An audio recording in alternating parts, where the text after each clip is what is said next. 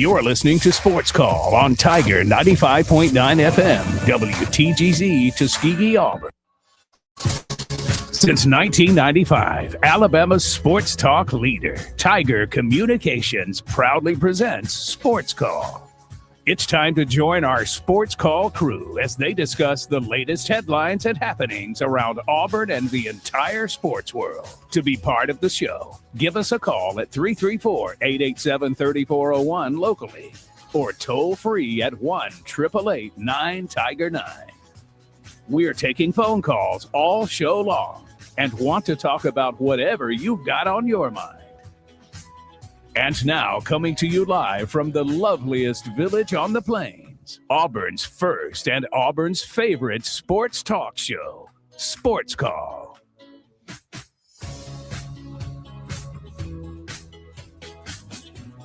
Welcome, Auburn, into another week of Sports Call, live on Tiger 95.9, the Tiger.fm, and the Tiger Communications app. My name is Ryan, the host of the program. Today, I'm joined by Jack Myrick and by Tom Peavy for the full 3 hours here this afternoon, where we have a lot of fun conversations to be had on the program. Coming up, we'll continue to talk about the Auburn Tigers now that fall practice kind of over. Got a few more, I guess, technically in the fall practice department, but it's getting closer and closer to game week, and school has now started. So we will talk about the questions that still need to be answered for Auburn as we get within a few weeks here of game week. Also on the program today, we will digest the AP Top 25 poll that came out. So that's our official starting point for the season. We went over the coaches poll a couple weeks ago. We'll see how much difference, if any, there is in the AP and coaches poll.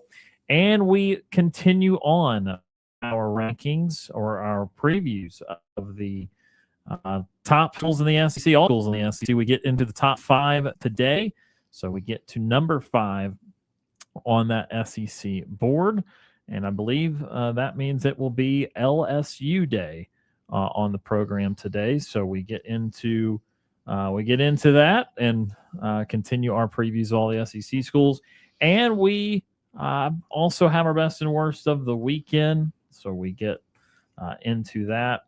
A lot of good stuff here as we get closer and closer to the regular season, but again, SEC preview, best and worst of the weekend, Auburn football, AP Top 25, a whole lot of football for you here on this Monday. If you want to give us a phone call to join us on the Sports Call phone line, 334-887-3401 locally or toll-free 1-888-9-TIGER-9. And, of course, you can join us streaming on Facebook and YouTube at Sports Call Auburn. You can watch the show there as we pick that back up this week. Ryan, Jack, and Tom with you here today. Tom Peavy, how was your weekend, sir? Hot. Yes.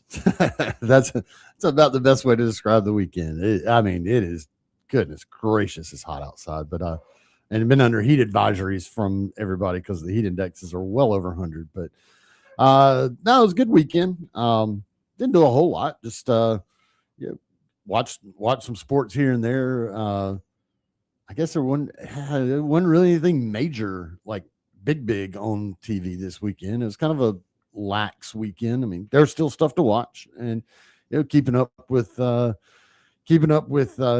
Little League stuff, getting ready for the World Series to crank off here in just a little bit with Phoenix City going. So I was watching some of that and keeping track of Jackson Coyven at the PGA tournament. He did not advance. He needed to get in the top 7 to keep his playoffs going, but still an incredible run by him. The Braves kind of, mixed bag of bad and good, but yeah, just overall a good solid weekend. Nothing too crazy and extravagant. Just tried to stay inside as much as I possibly could because it will melt your skin off outside right now. It will. I did go outside both Saturday and Sunday to play though, and dropped multiple pounds in the process. Yeah. So the objective is being met for sure, with a lot of sweat and heat involved. Today, I think it's 96 right now, air temp or regular temp, and that's one of the coolest spots in the entire state. Like it's 98 over Montgomery, and it is triple digits in part of the state today. So if you can believe it, it's even a few degrees hotter and pretty much everywhere else in the state than here. Do you want to discuss that picture you showed me off the air? Now or later or No, yeah. Well, it is the conversation we had just yeah. Wednesday, I think we were talking about. I mean, it was not technically going to be my worst of the weekend, so I would not technically bring it up later. The last week on the show, I think it was the Tuesday show. Brooks was on here, and I don't remember how we came to start talking about it, but we started talking about snakes. Snakes around in general, and I was explaining how there's very common to see copperheads, and that's just kind of the habitat, but water moccasins and timber rattlesnakes and things like that. And you had asked about out there at the golf course. I was like, I guarantee you at the greens there's snakes. I mean, you maybe haven't seen them. Yeah, I guarantee you there's snakes out there. Yeah, and I keep in mind I played the greens probably. I mean, in the aggregate, the 9 holes they've always had plus the new 9 holes, probably 40 to 50 times in the last 3 months, and the new 9 about 10-ish of those times. And on Saturday, tee off on the first hole, hit the fairway, by the way, and about 50 yards from the tee box, walking towards the fairway, I see something moving on the ground. And I'm like, yeah, I already know what that is. I don't even need to get that close to it. I took a picture and showed Tom, sent to a couple other people. It's about a 4 or 5 foot long cottonmouth. Big fat boy. A boy that had eaten recently or just been well fed over a long period of time. And of course, those are some of the most venomous that you're going to see around here. I kept the distance. It did not move a whole lot more during the round. I saw it again, similar distance, maybe 30 yards away or so. And I did not love knowing its presence was out there, but we did not have any close encounters. Yeah. And I guess the silver lining is when you see it out on a golf course, you do have clubs with you if you need to take action, but you really don't want to need to take action. You just leave it alone. Yeah. So that's the other thing too is they are not aggressive unless you step on them or provoke them, which I was interested in doing neither. So, we'll get over there and start playing around with it and touching it and picking it up, and that thing's just going. Ain't worried about you. Yeah, I mean, because also it feels the vibrations, right? So it knows that it's got a large something around. Well, vibrations, but it's got the heat sensor. It's going to see this ginormous heat signature. Yeah. That's way too big to eat, and so it's just going to get scared and curl up and show you the inside of its mouth and rattle its tail on the ground and try to make itself look big and bad and like, hey, please, big heat signature, don't eat me. I mean, that's literally what it's thinking. I mean, I hear a lot of people talking about they chase you. I'm like, that snake's not chasing you. It's probably trying to get where it's going and you're in the way. But all that snake sees is a huge heat signature that it's afraid of. It's not going to boogity, boogity, boogity. I'm going to get you. I'm going to get you, guy. Well, no, it's like, they just like, oh, leave me alone. Well, and in brief Googling afterwards, I saw that apparently they can only slither like 2 to 3 miles per hour. Like they cannot get going at all. Now on the water, I mean, they'll be faster than that, but they cannot get going.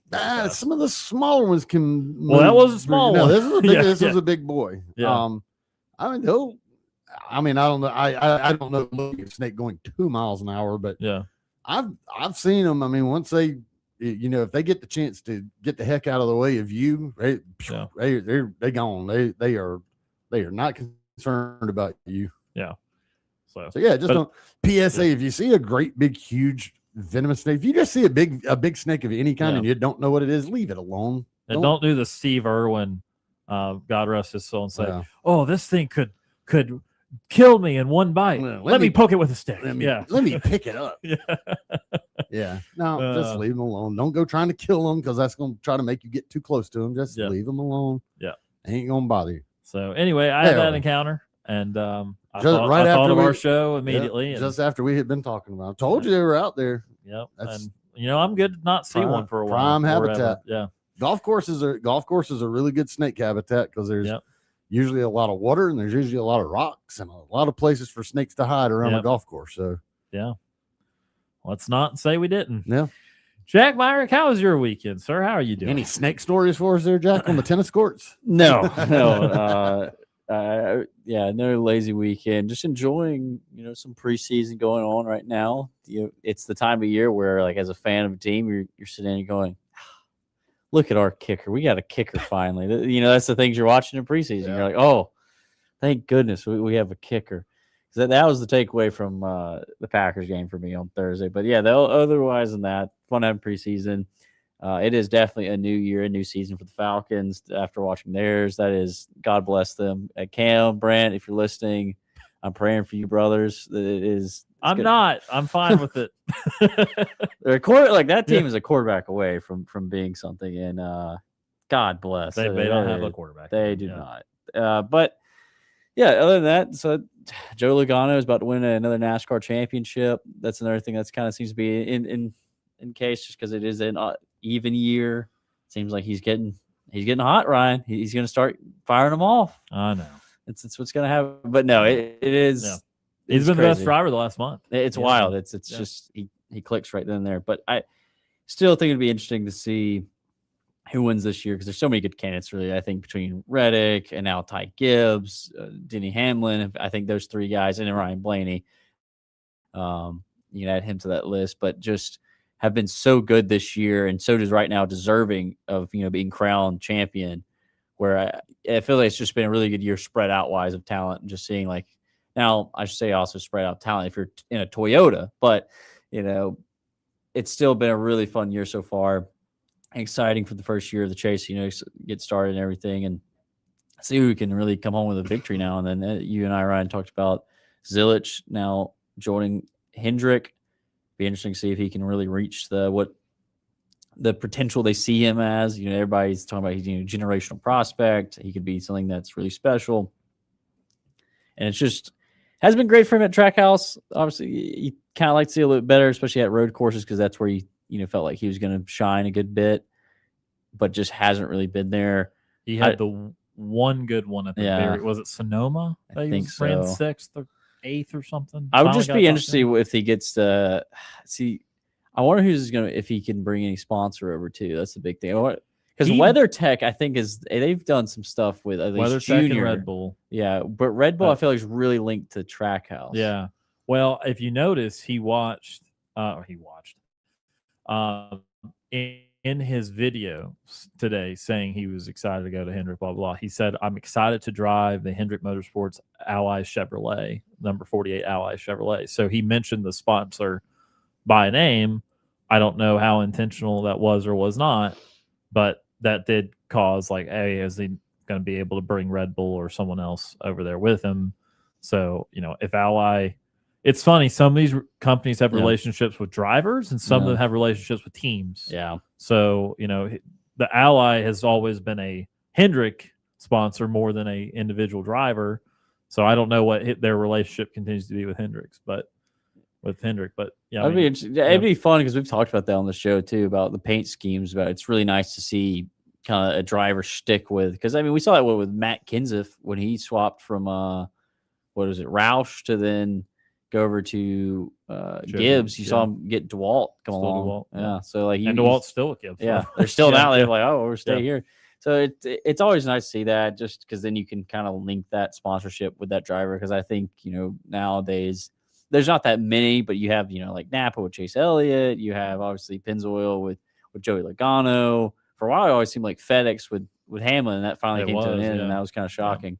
But other than that, it was a good weekend, lazy weekend. Never can complain. Football season's around the corner. It's not going to be much. It's still going to be a lazy weekend watching football, but still going to be a little bit more productive in the sense of keeping up with everything. But other than that, lazy weekend, good weekend. Ryan, how was yours? It was good, man. Appreciate you asking.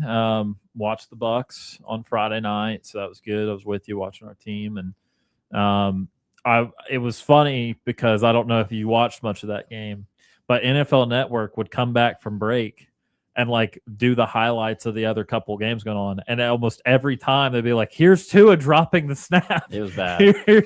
Here's the Falcons going 3 and out. So it was just on repeat. It was like, oh, I'm going to watch the Bucks and watch the Falcons suffer. Of course, you can listen to that game right here on Tiger 95.9. But yeah, no, it was a good weekend. Enjoyed that. Enjoyed the race at Richmond Saturday night. I don't know where the fan base is on Richmond right now. I really enjoy Richmond. And the reason is it's one of the few tracks we can pass relentlessly at because everyone's on a different tire strategy. And, we have so few tracks now that it feels like you can pass pretty easily. But you have these long green flag runs at Richmond and everyone's doing something different. And so you just watch people zoom by. Like, that has been entertaining. I would rather that than everyone be stuck behind everyone. And so I actually really like Richmond. I know they've gone down from 2 races to 1 there. Totally would be fine if they went back to 2, but I enjoyed the race and had a good weekend. So appreciate you asking. All right. Real briefly here, we need to talk some Auburn, and then we'll get to a commercial break and get to a phone call or two. We had another scrimmage over the weekend, some good and some bad again. Auburn's in a place where clearly they are wanting to coach hard. They are not loving everything that they see, but still plenty of good to talk about. Some of the questions that linger for this team, though, over the next few weeks, I want to kind of present it this way to you about what needs to be answered for Auburn between now and kickoff, because there's so many things we won't be able to properly answer, no matter how many times they scrimmage, how many pads they put on, how much they tackle, this, that, and the other thing. So what we kind of consider is, are people in shape? Are people living up to the hype? Are they going to get onto the depth chart in a particular place? How many players they feel good about at each positions? Those are the type of things we want to answer. And so want to throw it to you guys. Do you have a particular question in mind that needs to be answered for you, or at least can be answered in some sort of way here in the next few weeks before kickoff? Honestly, I don't know that there's anything that can be answered before kickoff, but I mean, I still have concerns about the offensive line. I really want to know what that starting line looks like. And I also want to know how confident they are in that line. Do we have a starting line that, by God, we are absolutely confident in these dudes, or do we have some position shuffles that are like, X guy he's doing pretty good, but the other guy behind him is also doing pretty good, so we don't know who's going to be there. It's like, kind of need to know who that offensive line is going to be, because that is my biggest concern, really, of any position group on that entire team, is I'm concerned about the offensive line. So I want to know that. I would definitely like to know who that number 2 running back is going to be. I know that's going to be a battle that's going to kind of really come down to game day. And they may even still not have a number 2 back. It may still, between those Mabson and the Baylor transfer, Washington, they may be battling even through game day of who's going to solidify themselves as that number 2 guy behind Jeremiah Cobb. That's a concern, but maybe a position group slightly, defensive line, how solid is that? Maybe a defensive back spot here and there, but I mean, it's offensive line. That's my biggest concern about this team is how solid is that line right now. Like I said, I don't know that we're going to have those answers until we get to the Baylor game and see how it lines up and kind of see what they look like. They may look great, and we may be sitting here scratching our heads like, good Lord, we're in trouble if that's what we're throwing out there. So don't know. Yeah, I'm kind of with you. Just those are some of the groups I'd be looking at. The offensive line, I think, is a big concern still for me, just because of just like it's not really been strong. You have a quarterback that has, that hitch in his throwing motion that's going to allow a little bit more time for a defensive lineman to get to him, secondary react a little bit. You're going to need that offensive line to hold up to give them that little bit of time, because this is a big play offense. They want the defense to bite in on the run so they can have a big explosive play downfield. And you're going to need that offensive line to hold up in those plays like that.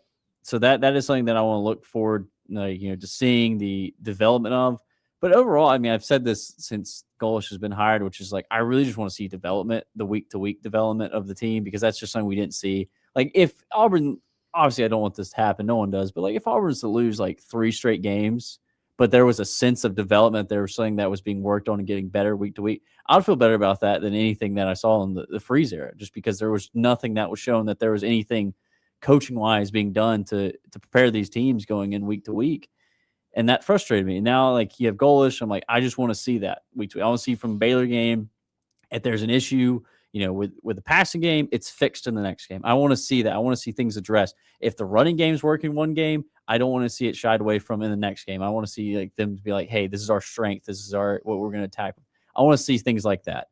And that's something that's just not going to be answered till the season. But yeah, as you mentioned, a lot of still storylines going on. Is the running back 2 position is still kind of up in the air between Omar Mapson and Bryson Washington. You still have so many good running backs because they've talked about they kind of want to do a committee with Nakai Davenport, Tay Meadows. You have Alvin Henderson still there. That's kind of gotten forgotten, but he's still there. He was a 4-star running back that was sought after out of the state of Alabama.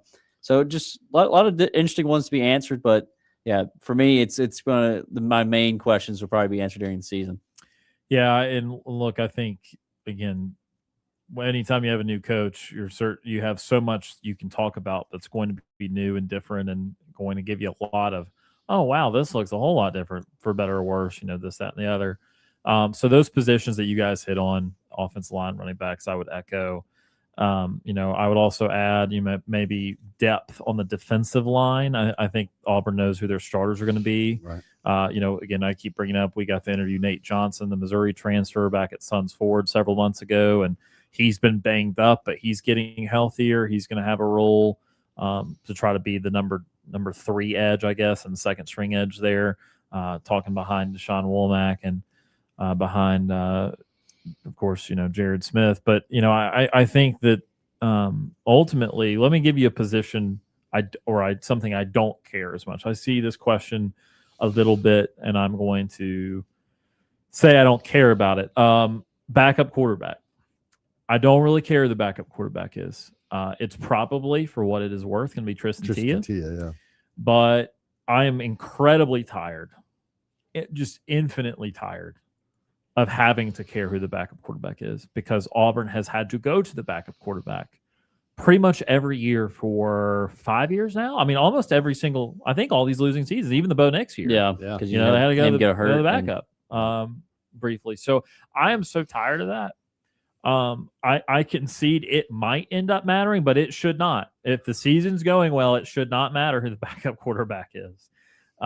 They brought in Byram to be a really, really good quarterback. I believe he is. Obviously, there can always be the injury component too.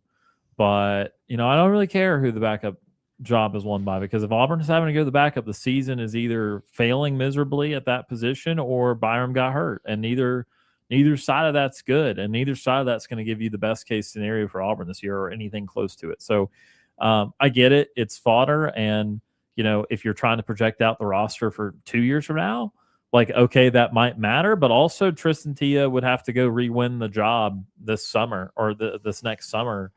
If they don't bring in a portal quarterback, best case scenario for him, he's still going to have to go win it over Risebrush and Lachlan Hewitt or whoever stays out of that group, whatever. So it really, to me, doesn't even matter a whole lot for 2027 when Byram is not here. So that's a position. Again, I get it. It's quarterbacks, and we talk about offense and quarterbacks all the time. But I really hope that doesn't matter, and it does not matter to me right now. All systems go with Byram Brown, hopefully a healthy and productive 2026 for him. All right, let's take our first time out of the program today. On the other side of this break, we'll get to our first phone call. This is the Monday edition of Sports Call on Tiger 95.9.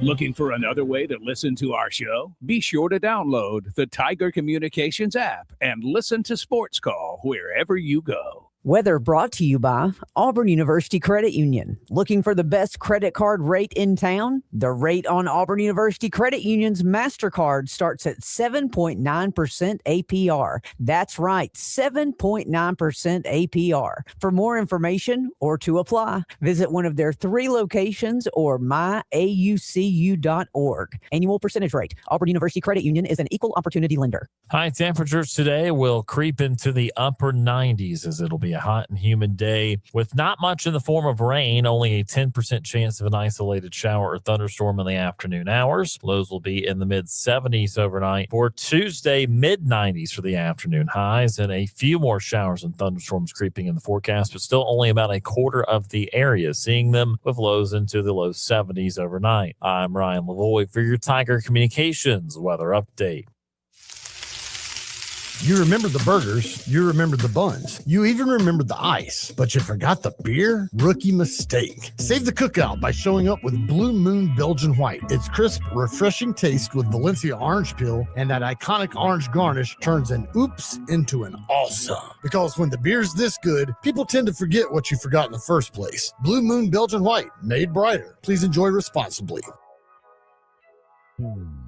Looking for a new fitness home? Look no further than Tiger Iron Gym in Auburn. Our fitness area spans over 20,000 square feet, providing ample space for all your workout needs. Featuring an AstroTurf training area, an extensive range of cardio equipment that will get your heart pumping, and we are one of the largest 24-hour free weight gyms in America. Worried about parking? Don't. We have you covered with tons of parking spaces so you can focus on your workout. And we are open 24 hours a day, 7 days a week, 365 days a year to fit your busy schedule. Plus, we're locally owned and operated, not some big corporate gym. And you can experience all of this for just $29.99 a month with no contract. Join us today and take charge of your fitness goals. Tiger Iron Gym, South College Street in Auburn. Looking for the perfect lunch or dinner? Make it easy and delicious with Honey Baked Ham. Enjoy savory crafted sandwiches like the Ham Classic, Barbecue Smoked Stacker, or the Tavern Club, as well as a variety of fresh, crisp, delicious salads. Every bite is a taste of quality at Honey Baked Ham Company. Whether it's a leisurely lunch or something quick for dinner, Honey Baked Ham has you covered. Stop by the Honey Baked Ham Company and get your ham on. Honey Baked Ham, located at 1451 Gateway Drive in Opelika. Ham bone, ham bone, ham bone.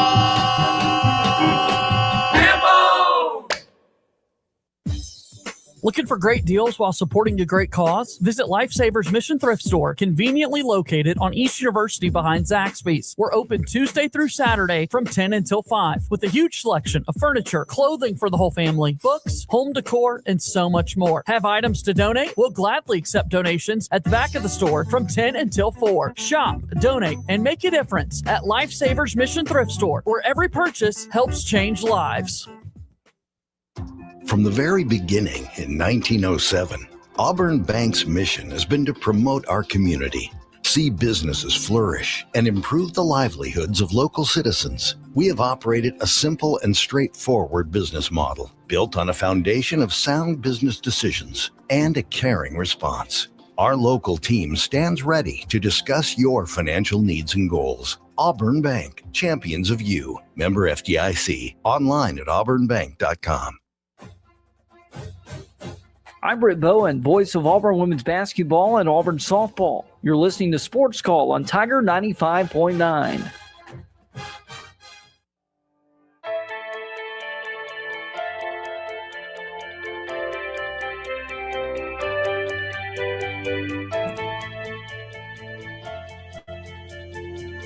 Welcome back. This is the Monday edition of Sports Call, Tiger 95.9, the Tiger.fm, the Tiger Communications app, and streaming live on Facebook and YouTube at Sports Call Auburn. All right, let's head to the Sports Call phone line for the first time today, 334-887-3401 locally, or toll-free 1-888-9-TIGER-9. First up, Ward Dam Steve. Retired Ward Dam Steve joins us. Steve, how are you doing today? Hey, doing great. I guess, well, I'm feeling great, but, you know, when you talk about people being in physical shape, don't count me among those people. In fact, it's a good thing I'm not on video. It'd be a horror show. So with that said, guys, I'm going to make another, I'd say, audacious challenge. Okay. And here it is. This is on me now. But I want to ask you guys the same question that I've asked myself for the weekend. If you were to pick one under the radar, unexpected upset win by this team this season, who would you pick? I already made my pick. I'll tell you right now. My pick will be Georgia. Okay? That's why I said outlandish, right? Out of the ballpark. Now, to back that up, Jeff, if you're listening, here's what I'll do if we win this darn game, because I'm tired of losing you damn Bulldogs.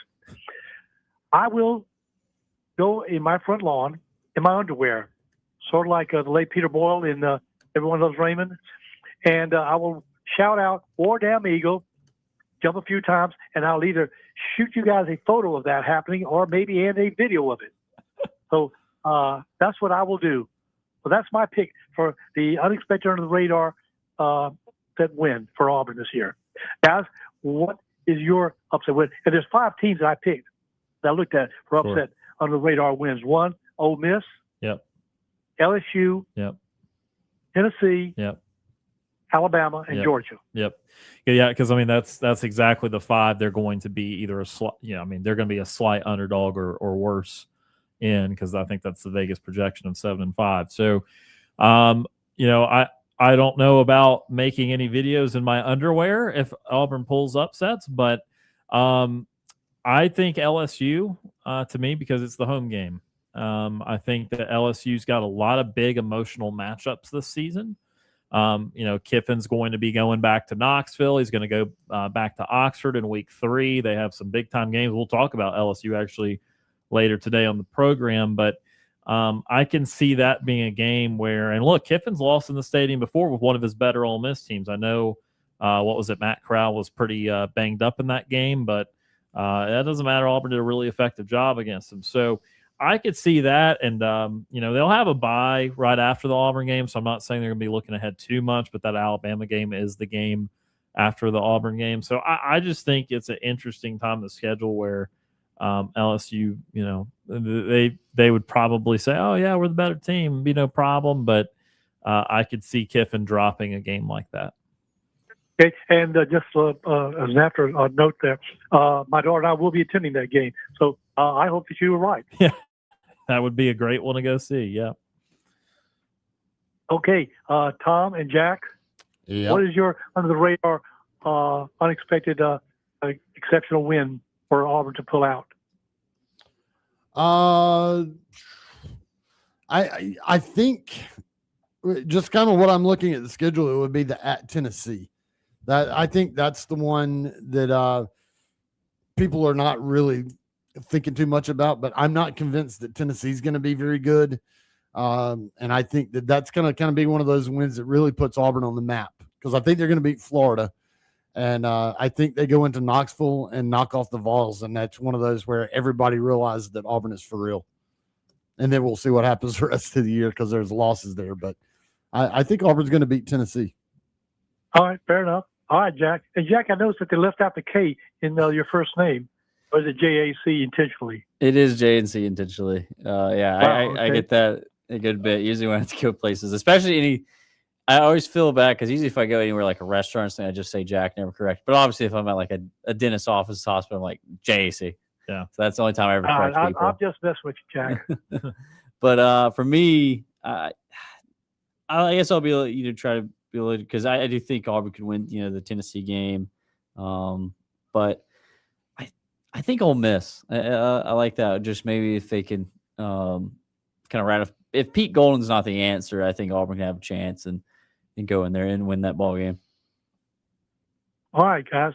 I appreciate your input. Let's see how it goes. And I know none of you guys are willing to take the crazy risk that I'm doing, but I'm going for it. I'm just tired, guys. And, you said earlier in your commentary, Ryan, what you were tired of.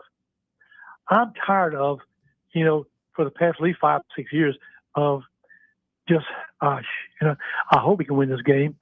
I want to get back to what it was like when in 2010, in 2004, in 2013, when I expected that we would win every game coming up. I expected. I didn't worry about it. I didn't care what the line was or anything. That's what I want to get back to, because I'm tired of what I've been. Gee, I hope we can at least beat the point spread this year, this season, this game. That's what I'm tired of, Ryan.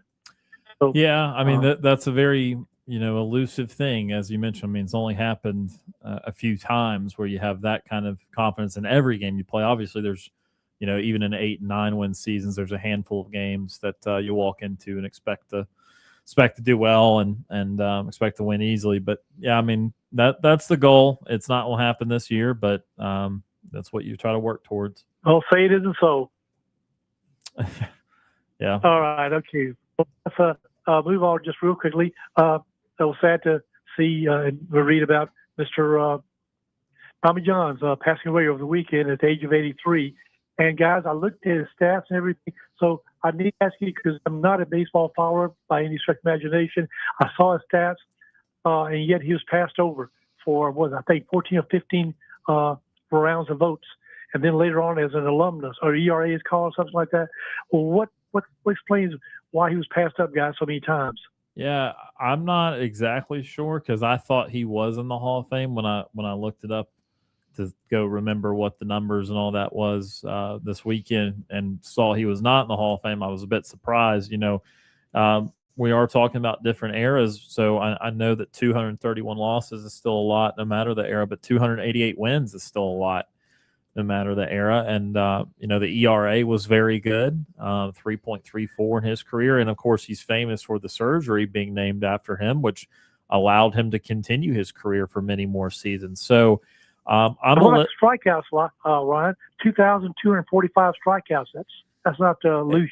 That's pretty big. Yeah, it is. But that admittedly is a lower total. Relatively speaking, the wins puts him much higher in the all-time wins category than the strikeouts in the strikeouts category. He was a four-time. I'm reading. He was a four-time All-Star. Yeah.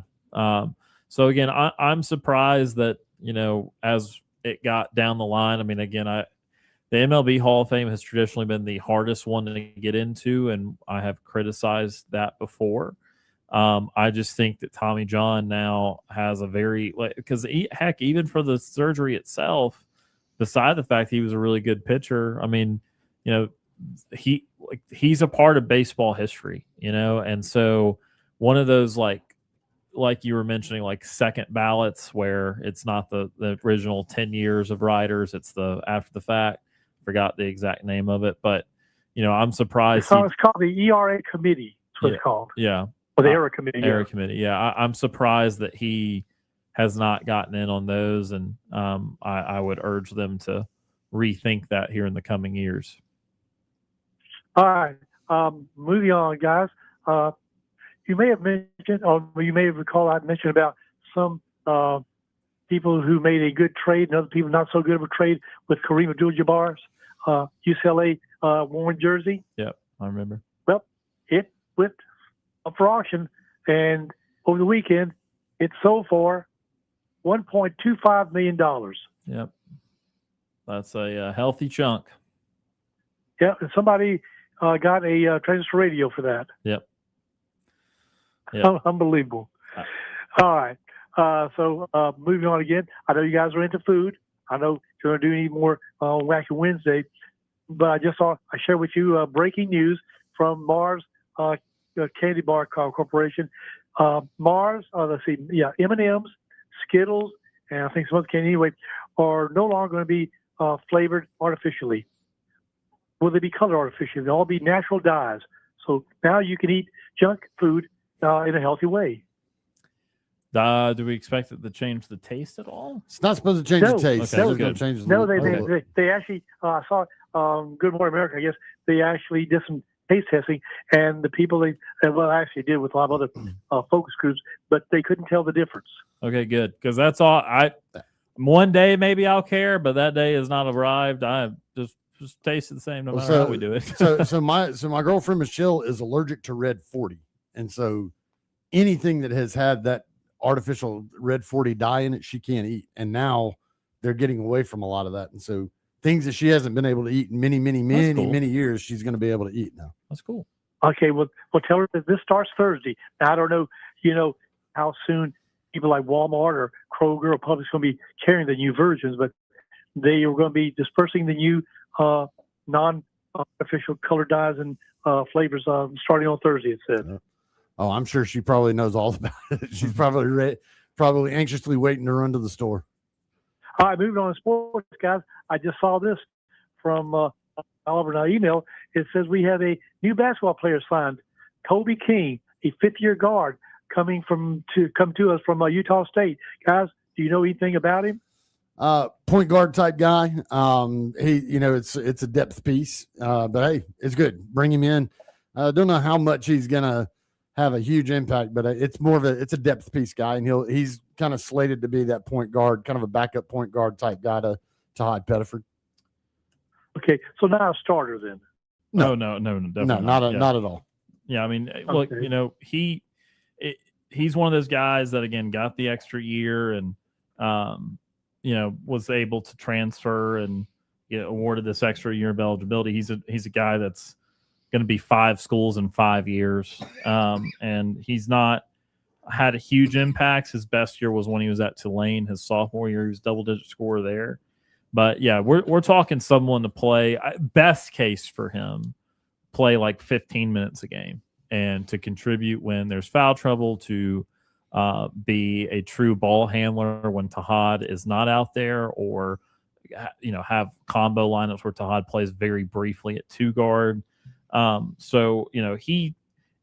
The X factor here is joining so late, because Auburn's already had their trip to Greece, and we're a little over 2 months away from the start of the regular season. They'll have exhibitions in a little under 2 months, and so I'm not saying he won't gel and he can't gel, but I would say he's a little behind the rest of the team. So I think he's vying for backup point guard and, again, trying to get in that 10 to 15 minute a game space. But, again, I think that Auburn identified a need they still had. Remember, they had kept that scholarship open intentionally for something just like this. And this is kind of why you plan after the fact. And we know it goes both ways, because we know Keyshawn Hall is going to end up going somewhere. And, he's being heavily recruited. So, this is why you kind of do a couple things on the margins that, I might say, oh, well, why'd you leave 1 or 2 scholarships open? Well, planning for a rainy day or planning for an extra sunny day. But, I don't think he'll be a huge contributor, but we could see him in the rotation. All right. Just staying with our program again. I just read this as our long snapper, who is a senior transfer, Hudson Powell, is on something. I've never heard of this award, the Patrick Manley Award watch list. Yeah, it can't sound familiar, but I assume it's for long snapper of the year. Everybody needs a good long snapper. Okay. And Tom, you brought us a real quick subject that I wanted to let you know. When I read some comments from Nathan King and from Jason Caldwell about the offensive line and the rotations. Well, apparently to offensive line coach, I forgot his name, they apparently are not concerned. They said they want to be rotating people for depth, and they may even do it during the game. Were you aware of that, those comments? Yeah, I saw that somewhere else too, about the rotations and maybe playing 7 or 8 guys. I don't like that personally. To me, offensive line is not a position you rotate, period, unless you have a deficiency. So to me, that does not talk about the strength of having depth. To me, that talks about the inefficiency or the ineffectiveness of 1 or 2 of the guys on the line. So I didn't love reading that, and I get that there's some injuries involved. So if you want to market it to me as where they're only going to do this for a game or so because they've not been able to get these guys out there enough to evaluate them, then I can roll with that a little bit better, but it does make me uncomfortable, and it's not something that I have any interest in doing long term. Yeah, well, I'm leery of it too, and I'm kind of wondering, should we expect maybe, unfortunately, penalties, pre-snap penalties, motion penalties? Possibly. I mean, you do have, it's a whole unit now. I mean, again, I know that we grade the individuals still, but, everyone's got to be on the same page. They got to have the same checks and same reads and know where to slide to. And, if one person doesn't slide to the right guy, then that messes up the whole, orchestration there. So, I think that it does make that part of it more challenging too.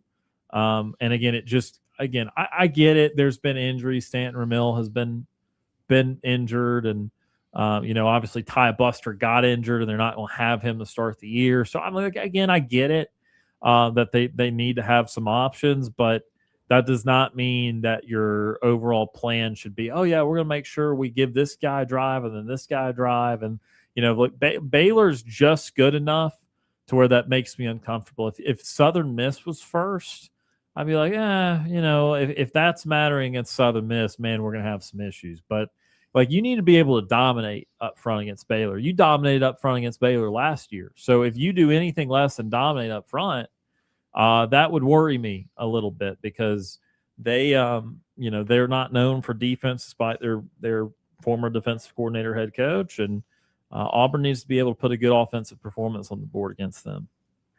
Well, considering what these coaches get paid, they're not worried about it, right? So hopefully we shouldn't worry, right?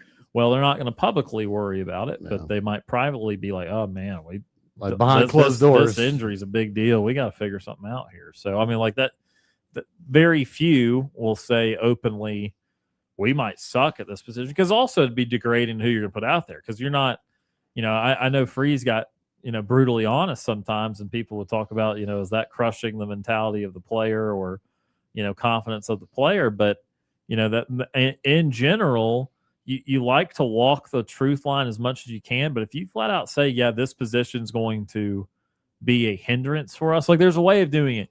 You instead of saying, I'm really worried about the guys we have to put in there, they're really, to me, they're not who we planned on starting, and so we're going to have to figure out ways to, go around it. Instead of saying something like that, you say, well, it's an opportunity for these guys to step up, and we think these guys are going to develop over time and become good players. So we just need them to work hard, and we're confident that they're going to get better and better. See how that's really kind of saying something similar? Like, we're not happy with where they are right now, but the outlook is far better in the second version of that than the first one. And so I think good PR and good coaching to a extent is to do more of the latter and say, acknowledge that there's work to do, but be optimistic about the growth, rather than say, oh, this is not what I had planned.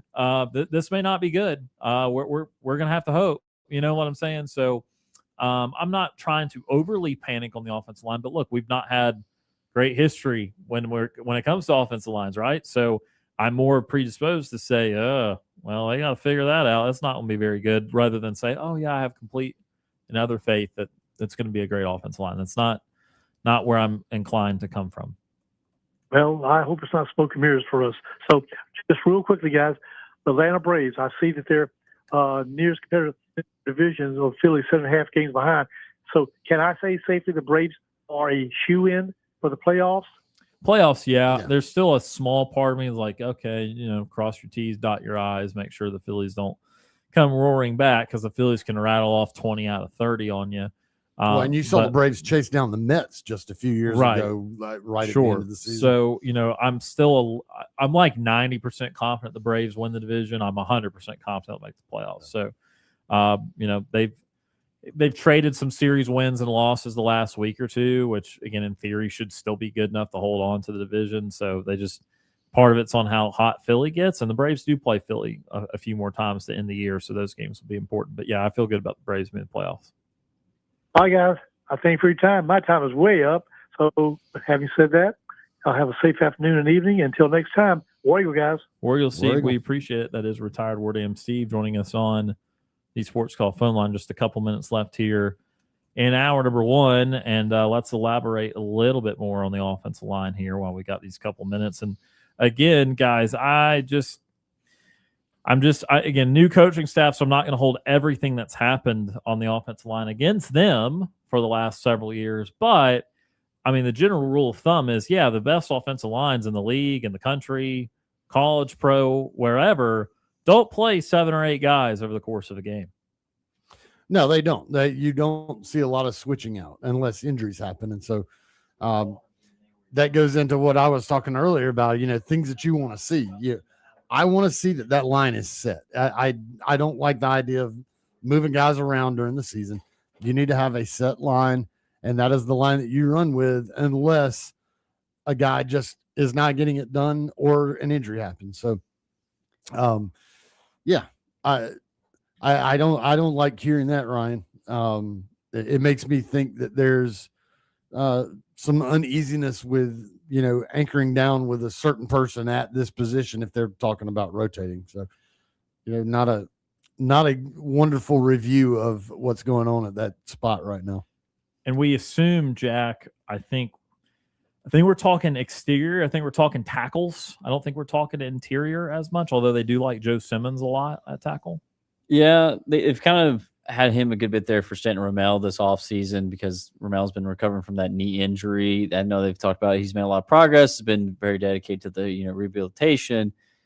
But for now, they've worked Joe Simmons into that, I think, left tackle spot. You've seen him get work there a little bit. So a lot of them, they're all, multi-year players. But if you look back at their, snaps, they really don't have that many across many seasons. Most of them are kind of coming off just on one season where they started all 12, maybe even 13 games for whatever program they're coming from. So it's not like this is the most, on paper, it looks like a very tenured, because you see a senior, you see a junior.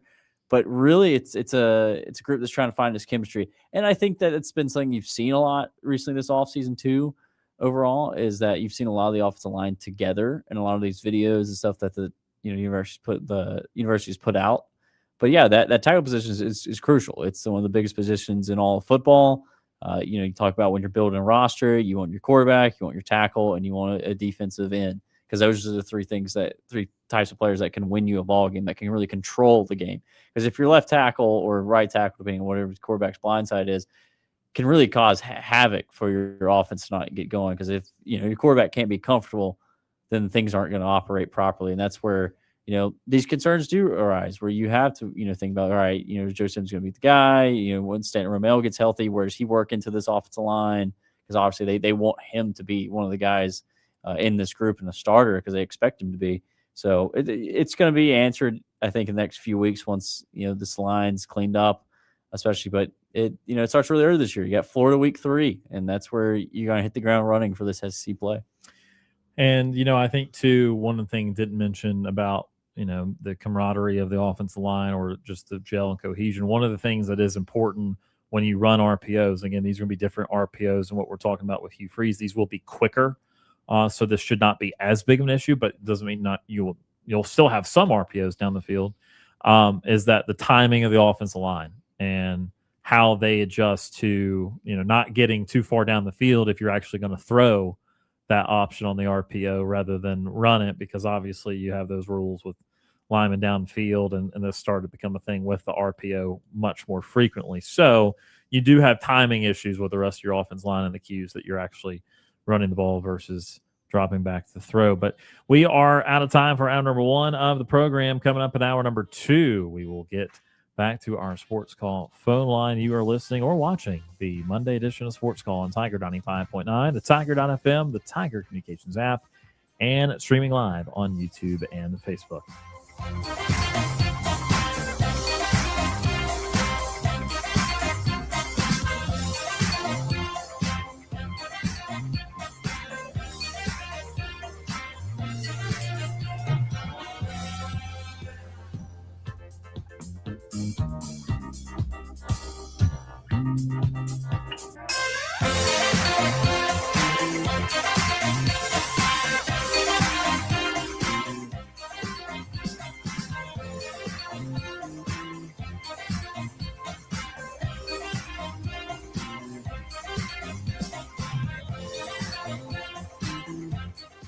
One hour of our show is in the books. We've got more to come. Stay tuned for another hour of Sports Call right after the break. On Saturdays, we all wear orange and blue.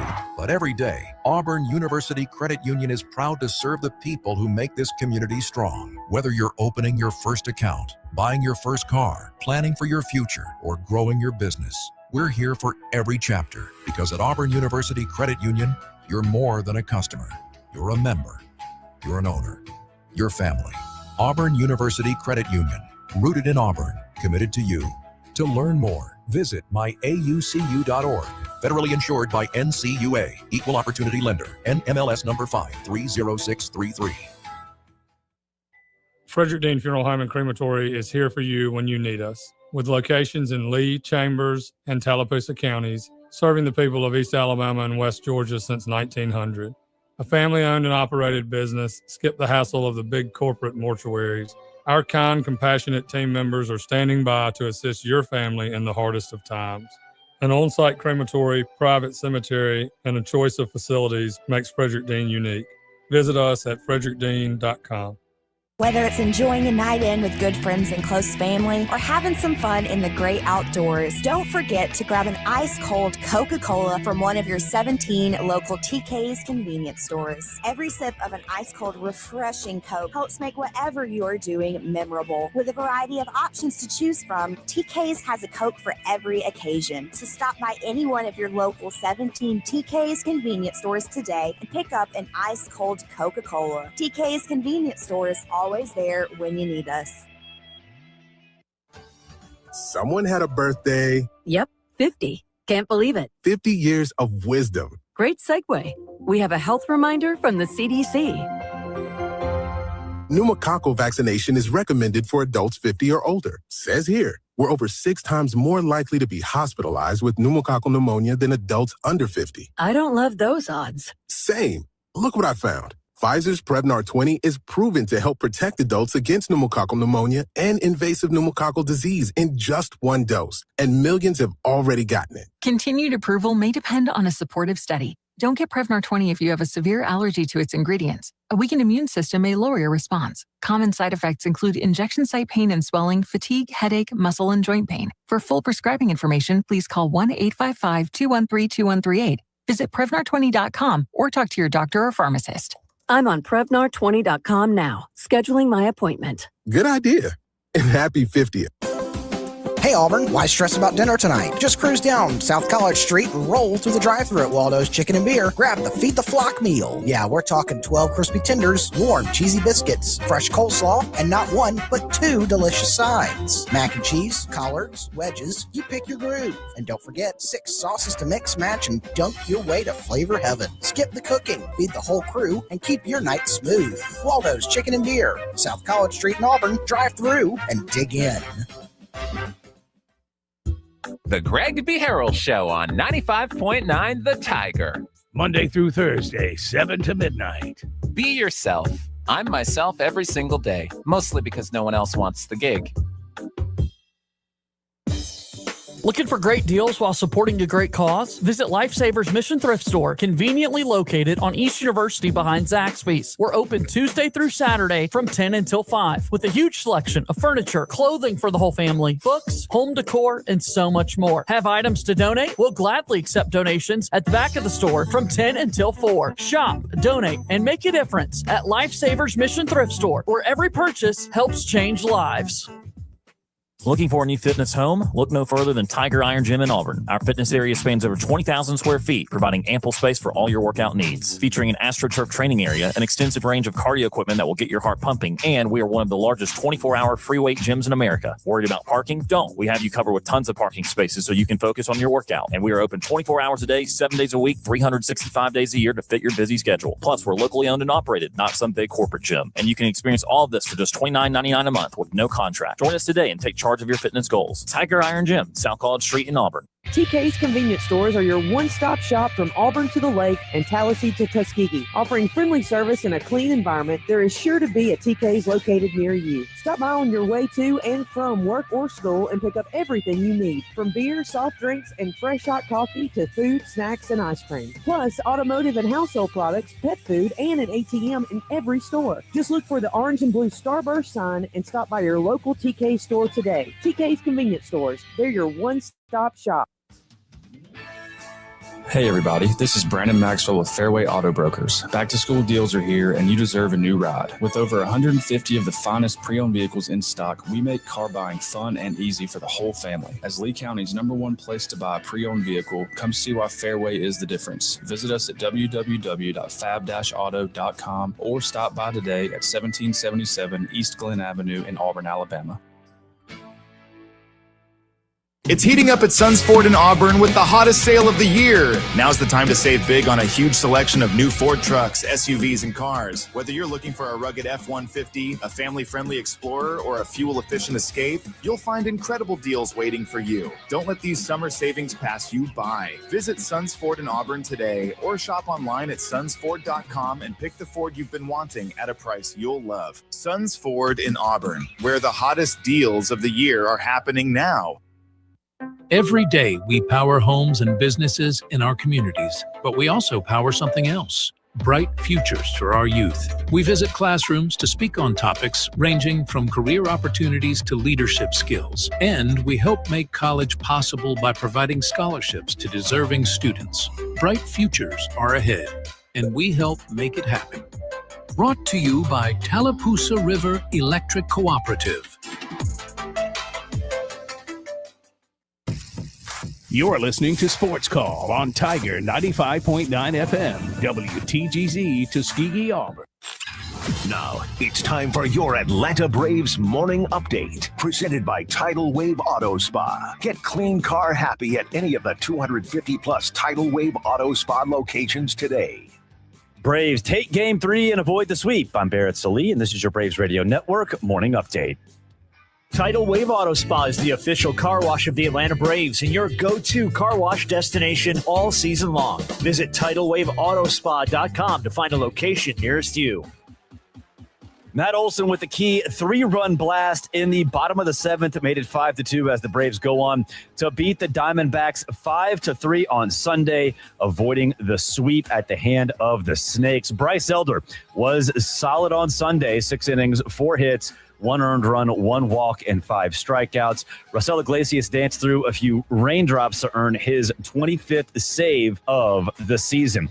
Big road trip, 4 cities over the course of the next week, the first of which will be Minneapolis, Minnesota, as the Braves will take on the Twins. Bailey Ober will be on the mound for the Twins. He's 7-4, has a 4.64 ERA. The Braves will counter with Martin Perez. He's 8-6, has a 2.96 ERA, 43 walks, and 80 strikeouts. Ford leadoff show coming your way at 6:25 Eastern, 5:25 Central, and the first pitch between the Braves and the Twins, 7:40 Eastern, 6:40 Central on the Atlanta Braves Radio Network.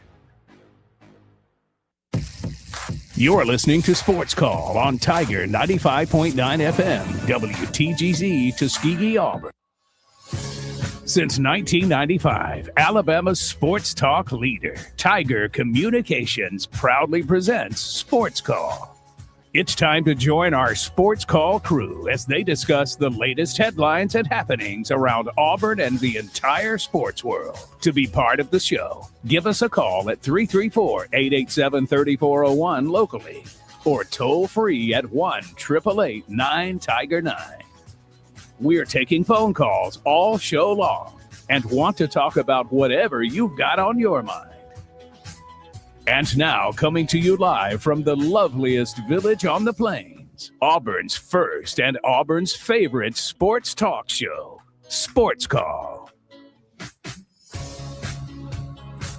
Second hour of Sports Call beginning right now. Tiger 95.9, the Tiger.fm, Tiger Communications app, streaming live, Facebook and YouTube, or if you choose to listen after the fact on the Sports Call podcast, welcome to this Monday edition of the program. Coming up still in the show, a preview of LSU football as we enter our final week of SEC team previews. Next week will be all the conferences as a whole. And that's week 0, friends, next Saturday. It's here. And then the following week, we'll get to it ourselves. So, high school cranks off this weekend. High school does. I'll do the promo right now. This very station, Tiger 95.9, Wednesday night, the high school coaches show with Brooks Childress begins at 6 o'clock right after our program. Friday night, 6:30, airtime for Beauregard High School football and the East Alabama game of the week on FM Talk 93.9. Jack Myrick will be on the call with Brooks Childress for that. And then afterwards, the Alabama High School Athletic Association scoreboard show. So we've got a full week of high school ball this week. It goes high school, then college, then a couple weeks later in pro. We're here. It's here. Yeah, we're here. It doesn't feel like it outside, but it's here. Well, yeah.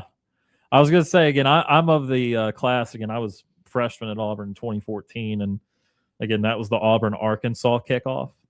and that game was like 93 degrees. Oh, yeah. And people were passing out. I wish I was exaggerating. People were passing out in the student section from drinking liquids that were not as clear, or clear liquids that had other things in them. Yeah. So my very first Auburn football experience was at literally a hot summer day. Yeah. I had nothing, no hints of a crisp Halloween air or fall air to be felt. It was just sweating watching Jeremy Johnson go through the first half pretty successfully. Yeah.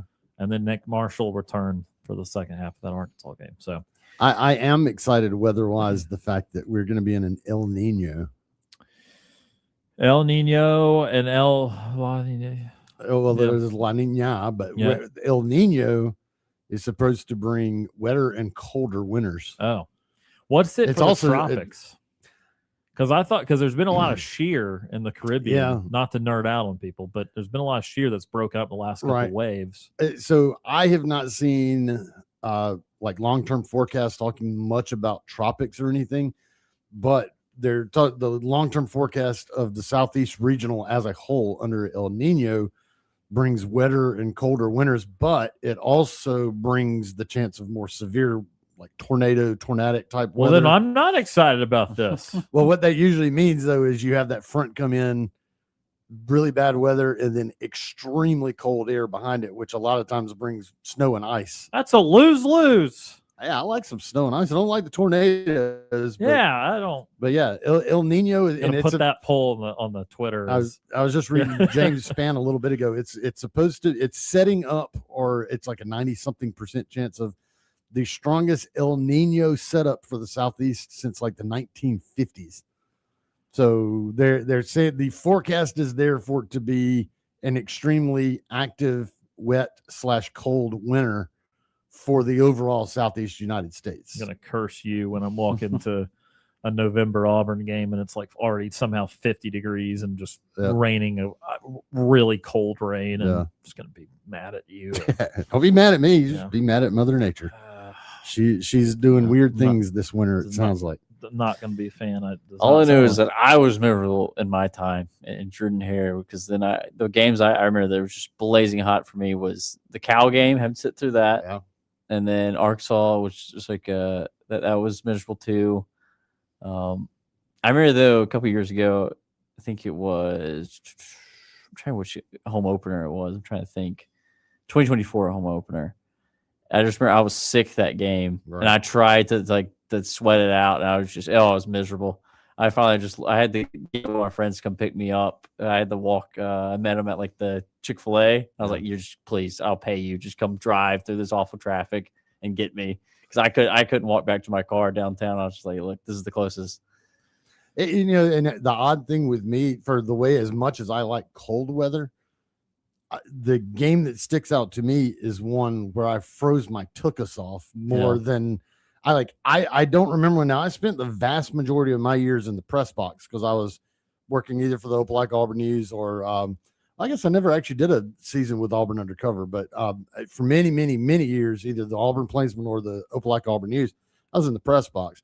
I did experience the 2 years where I was not doing those there in the stands, but I don't remember one that was excessively hot that sticks out, but I remember the excessively cold Iron Bowl of 2000 is literally the coldest I think I've ever been in my 49 years, because there was no getting out of it. I was stuck there. I couldn't go anywhere.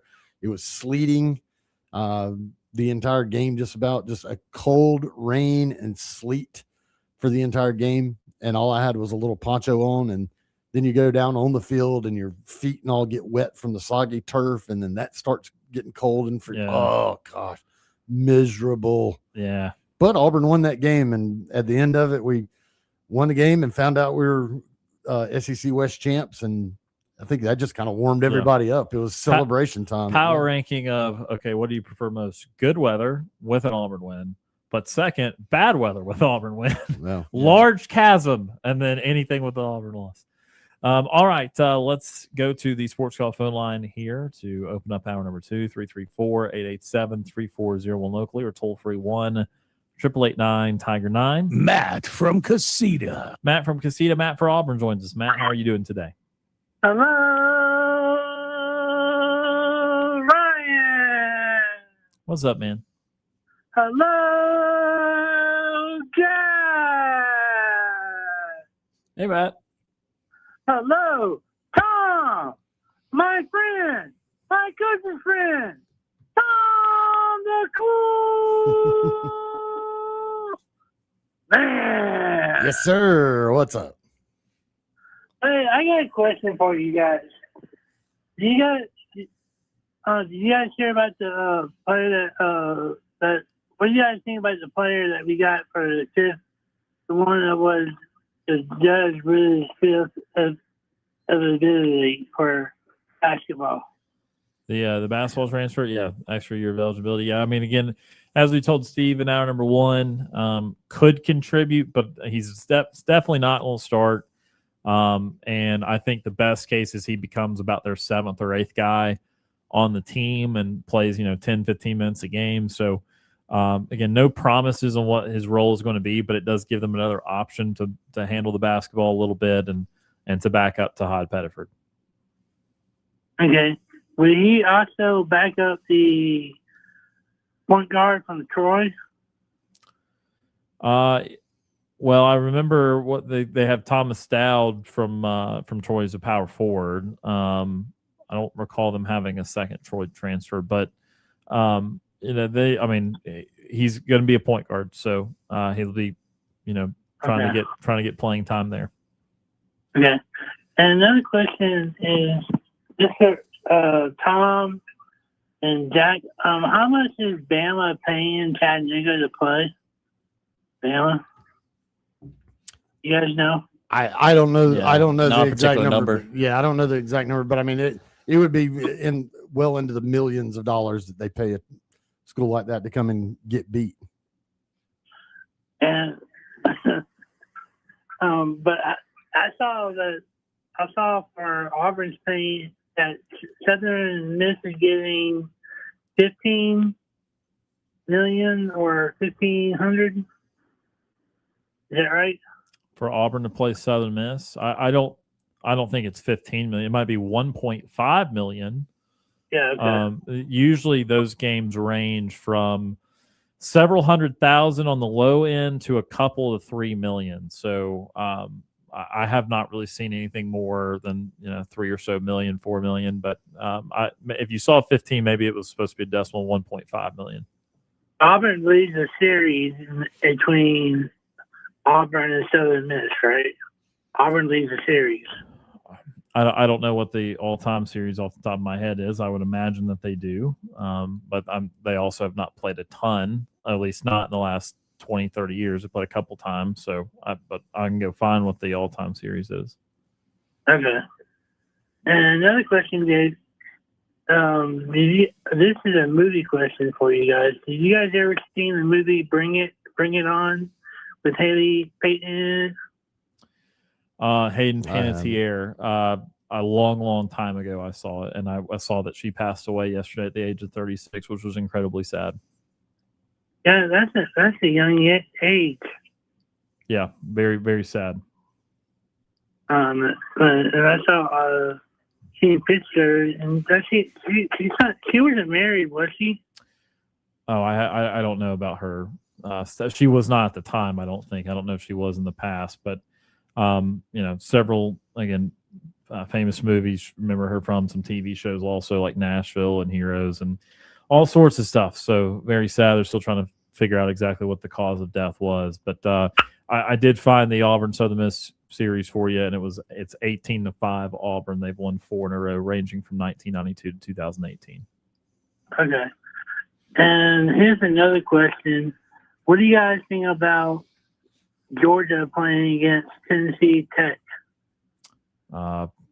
Pick your score on that one. I mean, Georgia's going to beat them by a ton of points. Okay, you guys want to hear my score on that game? What you got? I got Georgia winning 45-14. 45-14, yeah. It could be anything. Depends when Georgia pulls their starters and how excited they are to play. I mean, they could beat them by something like that. They could also beat them by 50 or 60. So we'll see.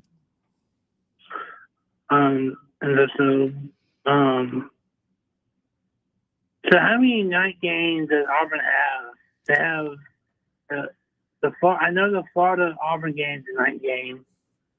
Is LSU a night game? Well, the Southern Miss is a night game. Southern Miss also night game. The LSU game is actually a morning game. That's already been determined as 11 a.m. So as far as home games are concerned, it will only be Southern Miss and it'll be Florida. They, on the road, could play Tennessee at night and they could play Alabama at night, but won't know the time still a couple weeks before there. Okay. Jack, I think I've asked you this question before, but do you think that Auburn could probably beat Georgia at Georgia and beat Bama at Bama? I know we had beat Bama before at Bama, but do you think that possibly we can beat Georgia at Georgia, and are they going to be loaded with a lot of players? What do you think? I think both teams are going to be in very good shape to be making the run for an SC championship. Obviously, Georgia is kind of predicted to be the favorite to win that.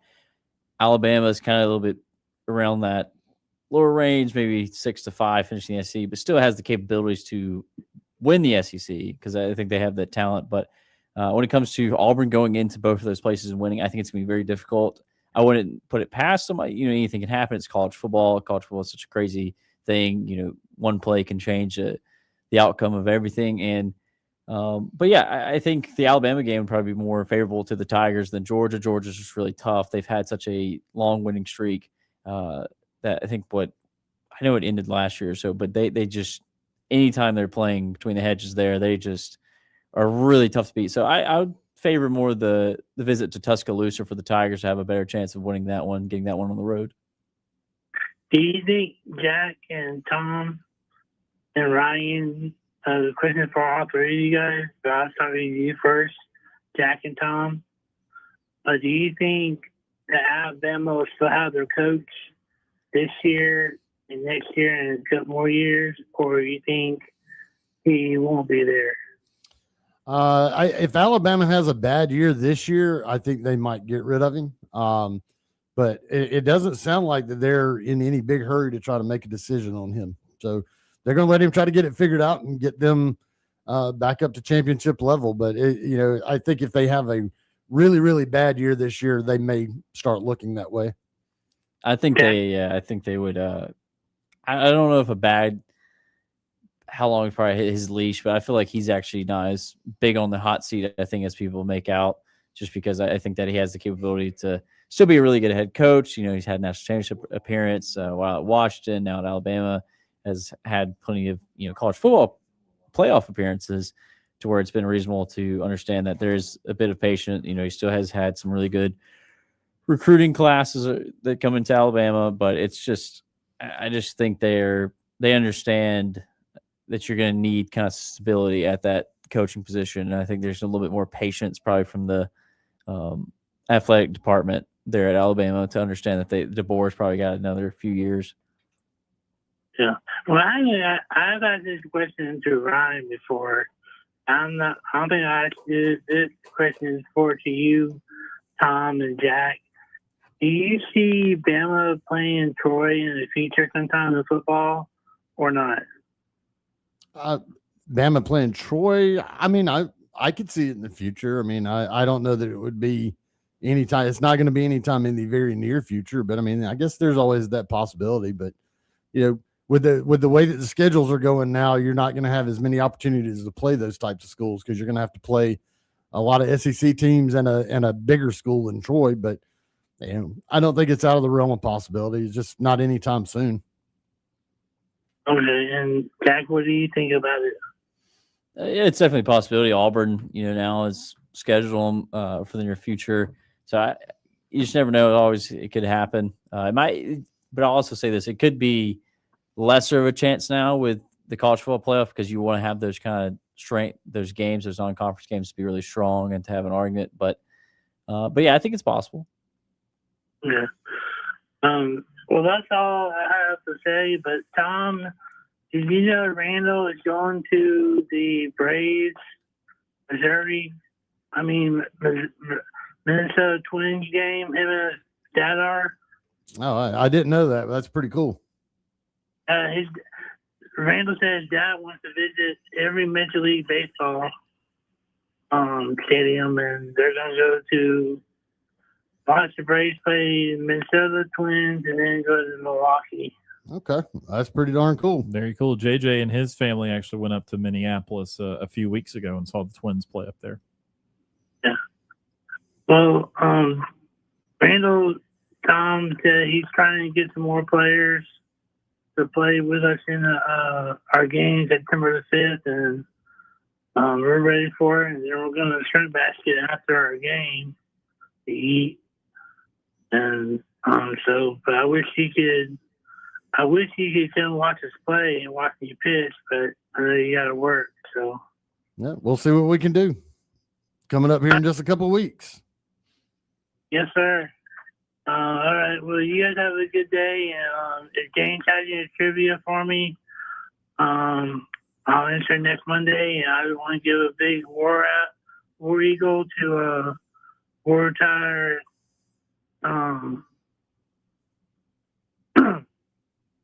War Eagle to War Tire Steve. All right. All right, War you guys. War Eagle Matt, that is Matt from Casita, Matt for Auburn, joining us on the Sports Call phone line. We're going to head to our next timeout of the program. You're listening to the Monday edition of Sports Call on Tiger 95.9.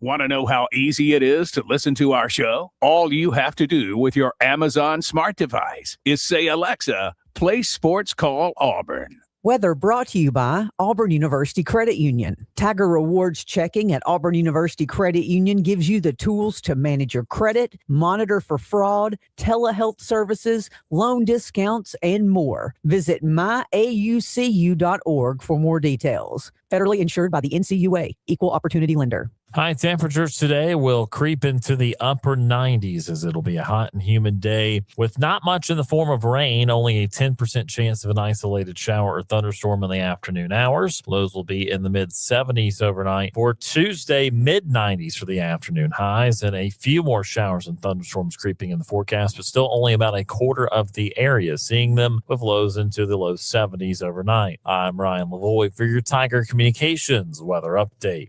This fall, tune into savings at Jimmy's Car Stereo. With crisp autumn air and cozy drives ahead, make your rides even better with our top-of-the-line car stereos and accessories. From boom and bass to crystal clear sound, Jimmy's has the perfect upgrade to make your vehicle the ultimate fall soundtrack. Plus, make sure your football tailgate playlist is the best sounding on the plains with a new system from Jimmy's. Visit Jimmy's Car Stereo today at 908 Opelika Road in Auburn or online at jimmyscarstereo.com. Jimmy's Car Stereo, serving the community for over 30 years. Whether it's enjoying a night in with good friends and close family or having some fun in the great outdoors, don't forget to grab an ice-cold Coca-Cola from one of your 17 local TK's convenience stores. Every sip of an ice-cold refreshing Coke helps make whatever you are doing memorable. With a variety of options to choose from, TK's has a Coke for every occasion. So don't forget to stop by any one of your local 17 TK stores today and pick up an ice-cold Coca-Cola. When it comes to important money matters, you matter most. At Mid-South Bank, we're a place for you to put your loyalty and trust. That's why we offer products and services to make your banking chores easy and convenient for both your business and your personal needs. Come in today at 519 East Glen Avenue or visit bankmidsouth.com to find out what the friendliest, most helpful bank in town can do for you. Equal housing lender, member FDIC. When it's game time, grill time, or just time to kick back, there's one beer that always delivers. Miller Lite, brewed for more taste with only 96 calories. Crisp, refreshing, and made for the moments that matter most. Grab your friends, grab a Miller Lite, and enjoy the taste that's been winning fans for generations. Miller Lite, taste greatness. Please enjoy responsibly. Pick up Miller Lite at any one of your local retailers.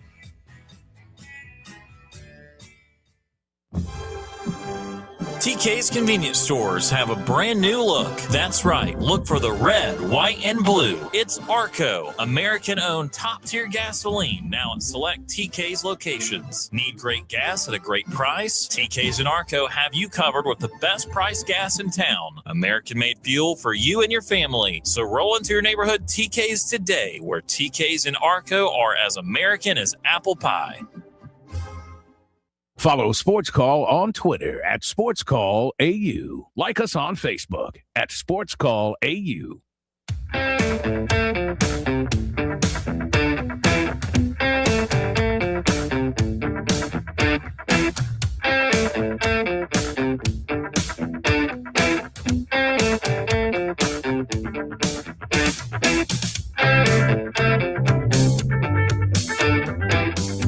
Welcome back. This is the Monday edition of Sports Call, Tiger 95.9, Tiger.fm, Tiger Communications app. Ryan, Tom, and Jack with you here this afternoon, getting closer and closer to football, man. 12 days till week 0, 19 days now till Auburn and Baylor and company. So you guys mentioned a little bit. You get a little taste of it with some preseason NFL stuff. Yeah. Just a taste. Had week 1 of that this past week, so everyone got out there. Now, really Thursday, Friday, Saturday, the main days. I think they're sneaking one game into this Sunday, but yeah, you're getting it. It's like instead of giving it to you all at once, it's a slow feed. Like here's preseason, and then here's week 0, and then here's all of college. And then a couple weeks later, here's NFL 2. And so you just kind of get it one by one. All right, let's go back to the Sports Call phone line, 334-887-3401 locally or toll-free 1-888-9-TIGER-9. Next up, James from Montgomery. James joins us. James, how are you doing today? I'm good at War Eagle. War Eagle. I know that y'all were talking with my good friend Matt, and I know he was talking about would Auburn and Troy actually play in the near future on their future schedule. And I am actually going to say yes. I would like to see Auburn and Troy Trojans actually play in Jordan-Hare Stadium in the near future as well, because I mean, Troy, their football program is up there, is really good, and I'm just going to see how Troy do this year. Yeah, he was actually asking about Alabama playing Troy, but yeah, Auburn is going to be playing Troy in about 5 or 6 seasons here. So Auburn will be playing Troy. He was asking about Alabama, who's famously not been scheduling teams from the state of Alabama in the non-conference and have continued to not do so. So don't know if they'll have a change of heart down the road, but yeah, Auburn will be playing Troy here coming up in a handful of seasons. Yes, as well, because I know with Alabama's future schedule, I don't know, because I'm an Auburn fan, so I don't know their schedule. I just keep up with our schedule as well, because I don't keep up with a lot of Alabama schedules as well, because I mean that's our rival, so I don't keep up with any Alabama news as well.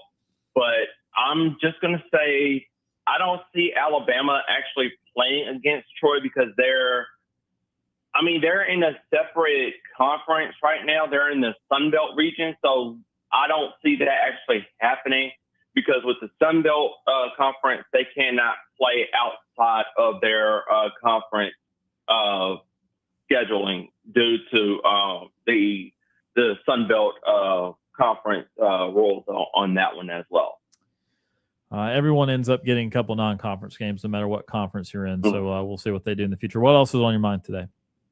Well, I'm actually covering the week 2 of the preseason, and I'm actually going to see what's really going to start week 2 for the NFL season, because I know week 1 was kind of some mishaps, but mistakes happen in the preseason. So I'm just going to see how the NFL season is going to look for week 2 and week 3, and I'm ready for the remaining of the season when it kicks off on September as well, with the with the first game that's going to be playing between the Super Bowl champions Seattle Seahawks against the New England Patriots. That's going to kick off the 2026 NFL football season as well. So that's going to be a rematch of that Super Bowl as well. Yeah, going to be kicking off on a Wednesday this year because they're going to be doing an international game on a Thursday. So Wednesday, September 9th is when the Patriots and Seahawks kick off the NFL regular season. Yes, that's all. And then I was actually looking at what has been going around Auburn for the scrimmage games, because I know Coach Alex, he said that there were some mistakes being made of Byron Brown. And do you think he's going to be the first string of the opening kickoff season when we actually play Baylor this coming up September? Yep, Byron Brown's still the starting quarterback. Nothing's going to change unless he gets injured. So yeah, no, he's had some ups and downs that again here in the fall camp, just as everyone has. But I think they've still overall really liked the leadership and liked what they've seen out of Byron Brown. So absolutely going to be the starting quarterback for Auburn. Yes, as well. Because who is the backup? I can't say if, because I don't want to say any key injuries before the season, because I don't want that to actually happen this year. But what if Coach Alex makes a schedule change in the lineup for the opening season when we actually play Baylor? Would he actually go with the second string backup or the third string backup if he's not going to go with Byron Brown first string? Again, Byron Brown's going to start for Auburn. The second string quarterback, if Auburn were to be blowing out somebody or if Byron were to get injured, will probably be Tristan Tia. But they're still having a little bit of competition for that. But again, Byron Brown's going to start, and unless something incredibly unforeseen happens, he gets injured, that sort of thing during the course of the year, he'll be the starter all season long. Yes, as well, because I'm actually I'm going to be looking at that game very closely to see how Byron Brown is actually going to look in Auburn. And once we play that game in Atlanta, I want to see Auburn on offense. I want to see them actually running the ball more often, and then on defense, defending the ball on defense as well, and getting a lot of turnovers from Baylor as well, to see if Baylor is going to drop a good pass or anything like that, so we can actually receive that on defense as well. And then on that offense, during the second half of the game, it's going to be all Auburn, and I want them to actually work together as a team and not just one player and one wide receiver or one tight end. I want everybody on offense to play together in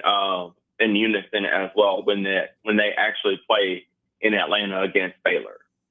Yeah, hopefully they can have a dominant performance in that game. Yes, as well. And then for the upcoming basketball season, do you think that LeBron James is going to have a good season with the Philadelphia 76ers this time around as well? And do you think that he's going to retire as a 76er as well? I do expect this to be his last team. I think he'll probably retire after this year. He might play one more season after this season, but this is about it for him. He's played in the league for so long now that this choice to play in Philly was surprising, but I think it's pretty clearly his last choice to make in free agency, and he'll be retiring as a Philadelphia 76er. Of course, he'll go into the Hall of Fame as not anything other than a Philadelphia 76er, but yeah, he's going to conclude his career there. Yeah, because if he's going to end his career in Philadelphia, I'm just going to say, with LeBron making it, I can actually see LeBron actually visiting the Hall and, visiting the Hall of Fame, but I don't actually see him actually being a Hall of Famer because I think he might get like more playing time and more wins under him as well to actually, consider to be a Hall of Famer in the NBA, because I know he played with some teams, but with the 76ers, I'll probably see them as a playoff contending team, but not a championship team as well. Because the last time the Philadelphia 76ers went to the NBA championship was like 1973 to 74. Yeah, LeBron will absolutely be in the Hall of Fame, and that's been true for more than a decade now. Any final thoughts for us today, James? Where to let you go? The only final thoughts I actually have is I'm actually going to be getting ready for week 0 of the college football season, and I'm actually ready for it. And I'm just going to see some great games this weekend. Yep, looking forward to the next preseason slate and getting closer and closer to the regular season here in both college and pro. All right, sounds good. And I'll talk to you guys tomorrow. War Eagle. War Eagle, that is James from Montgomery joining us on the Sports Call phone line. We're going to go to our next timeout on the program. This is the Monday edition of Sports Call on Tiger 95.9.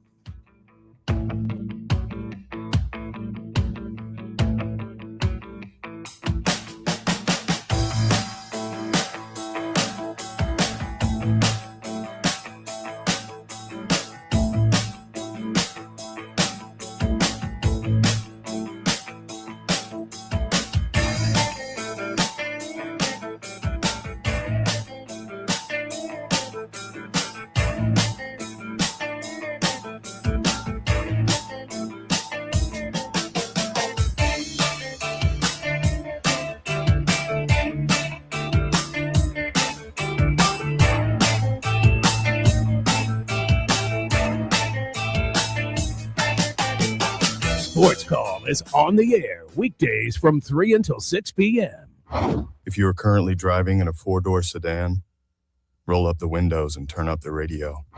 We're Auburn's first and Auburn's favorite sports talk show.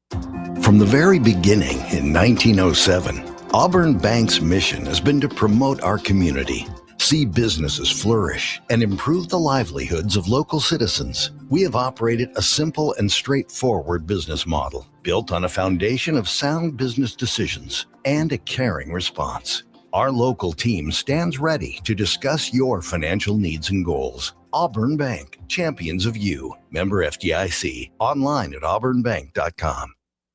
Frederick Dean Funeral Home and Crematory is here for you when you need us. With locations in Lee, Chambers, and Tallapoosa counties, serving the people of East Alabama and West Georgia since 1900. A family-owned and operated business, skip the hassle of the big corporate mortuaries. Our kind, compassionate team members are standing by to assist your family in the hardest of times. An on-site crematory, private cemetery, and a choice of facilities makes Frederick Dean unique. Visit us at frederickdean.com. Whether it's enjoying a night in with good friends and close family or having some fun in the great outdoors, don't forget to grab an ice-cold Coca-Cola from one of your 17 local TK's convenience stores. Every sip of an ice-cold, refreshing Coke helps make whatever you are doing memorable. With a variety of options to choose from, TK's has a Coke for every occasion. So stop by any one of your local 17 TK's convenience stores today and pick up an ice-cold Coca-Cola. TK's convenience stores, always there when you need us.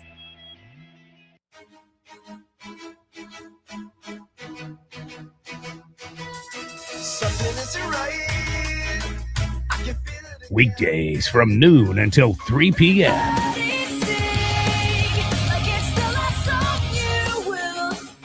Join Tilly the Elder Emo for Flashback Lunch and all your favorite alternative rock in the afternoon. Only on Tiger 95.9 and on the Tiger Communications app.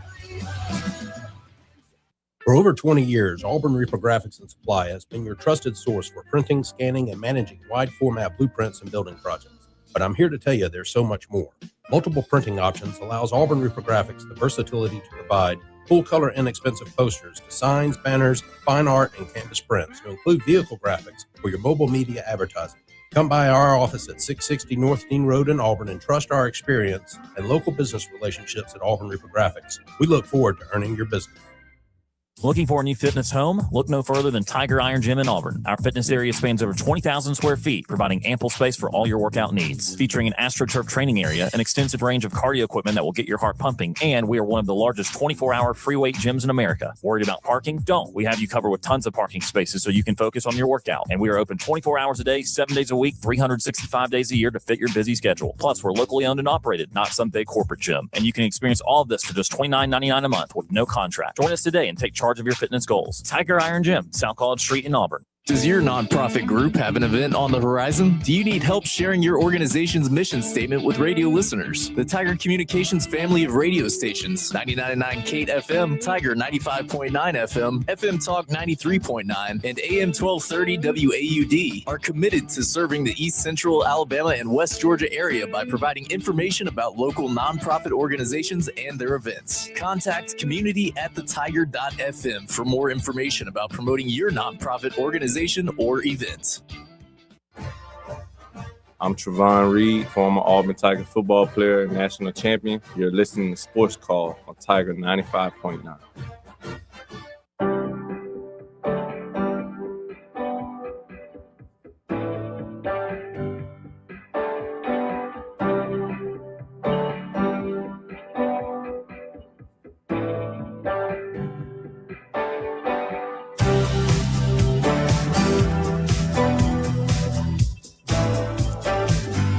Welcome back. This is the Monday edition of Sports Call, Tiger 95.9, the Tiger.fm, and the Tiger Communications app. Ryan Lavoie, Tom Peavy, Jack Myrick with you here this afternoon. Still plenty to get into. Need to get into LSU football as we look at the Tigers for the 2026 season. Also have our best and worst of the weekend, the 5 o'clock hour, and we'll see if we can dig around the AP poll here for just a moment. Before we do that, though, a couple of things for you, including birthdays and sports, which we'll get to in just a second. But, Waldo's Chicken and Beer continues to be our sponsor of birthdays and sports. And tomorrow, again, is a big day at Waldo's. If you say Down South Cancer Foundation when checking out either dine-in or to-go, you're going to have 10% of the proceeds or 10% of the orders go to the Down South Cancer Foundation. Every dollar raised stays local, helping families right here in the community who are battling cancer. So make sure you say Down South Cancer Foundation, 4 p.m. to 8:30 tomorrow at Waldo's, and 10% of every order is going to go to the Down South Cancer Foundation.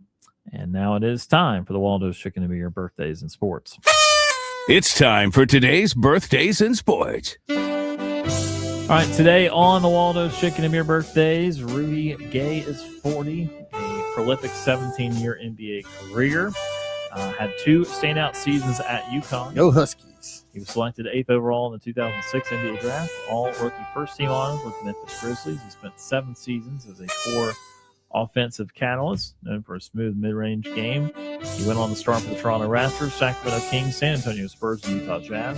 Over 1,100 regular season games, he accumulated 17,642 points, averaging nearly 16 points a game, and 6 rebounds per contest. He also won 2 FIBA World Cup gold medals with Team USA. He played his first 2 years of high school at Eastern Technical High in Essex, Maryland. Go Mavericks. And then his last 2 years at Archbishop Spalding in Severn, Maryland. Go Cavaliers. Rudy Gay, 40 today. John Gruden is 63, former NFL head coach, known for an intense sideline persona. Beginning his NFL coaching career as an offensive assistant, landed his first head coaching job with the Oakland Raiders in 1998 at the age of 34. Quickly transformed Oakland into a contender, winning back-to-back AFC West titles in 2000 and 2001. In 2002, he was traded for the Tampa Bay Buccaneers in his debut season. He led Tampa Bay to a 12-4 record and a victory over the Oakland Raiders in the Super Bowl, becoming the youngest head coach at that time to win a Super Bowl. Across 15 NFL seasons leading the Raiders and Bucs, he compiled 122 regular season victories, and he is currently a member of the Buccaneers Ring of Honor. When his dad was coaching at Notre Dame, he went to Clay High School in South Bend, Indiana. Go Colonials. And from there, he went and he played football at Muskingum University in New Concord, Ohio. Go Fighting Muskies. And then he transferred to Dayton, where he finished his college career. Go Flyers. Yeah, the first school I don't think I've heard of. Yeah, Muskingum. Yeah. I think it's like a Division III school. Sure. Still not one of the ones, I guess, that wins the title. Like Fighting Muskies. Yeah. So John Gruden, 63 today. Thierry Henry is 49, one of the most explosive and lethal forwards in football history. Professional career began at AS Monaco.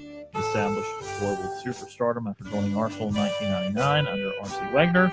Transformed into an unstoppable goal scorer, guiding Arsenal to 2 Premier League titles, including undefeated Invincibles in 2003-2004, guiding Arsenal to 2 Premier League titles. It became the club's all-time scorer with 228 goals. He later transferred to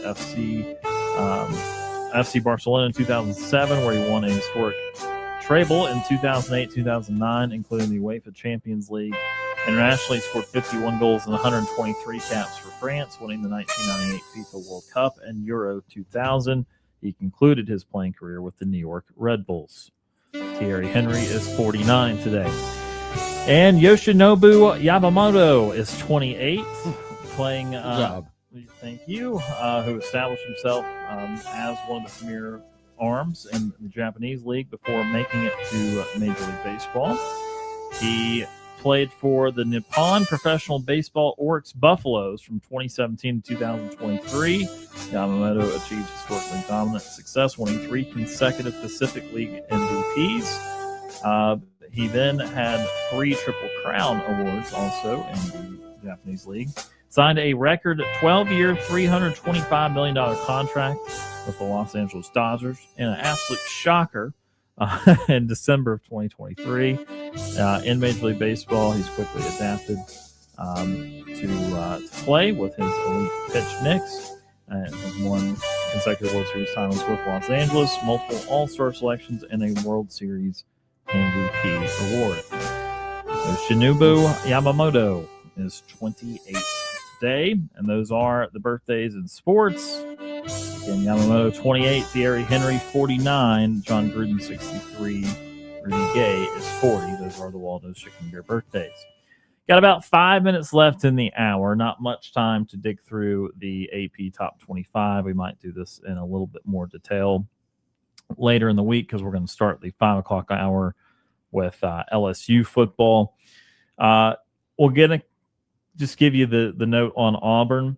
Auburn is lower in the AP poll than they are the coaches poll. By my count, making sure I do it again here, Auburn is roughly 43rd, I think, in the AP poll. I tried to eye it really quickly. Coaches poll, they were 34th.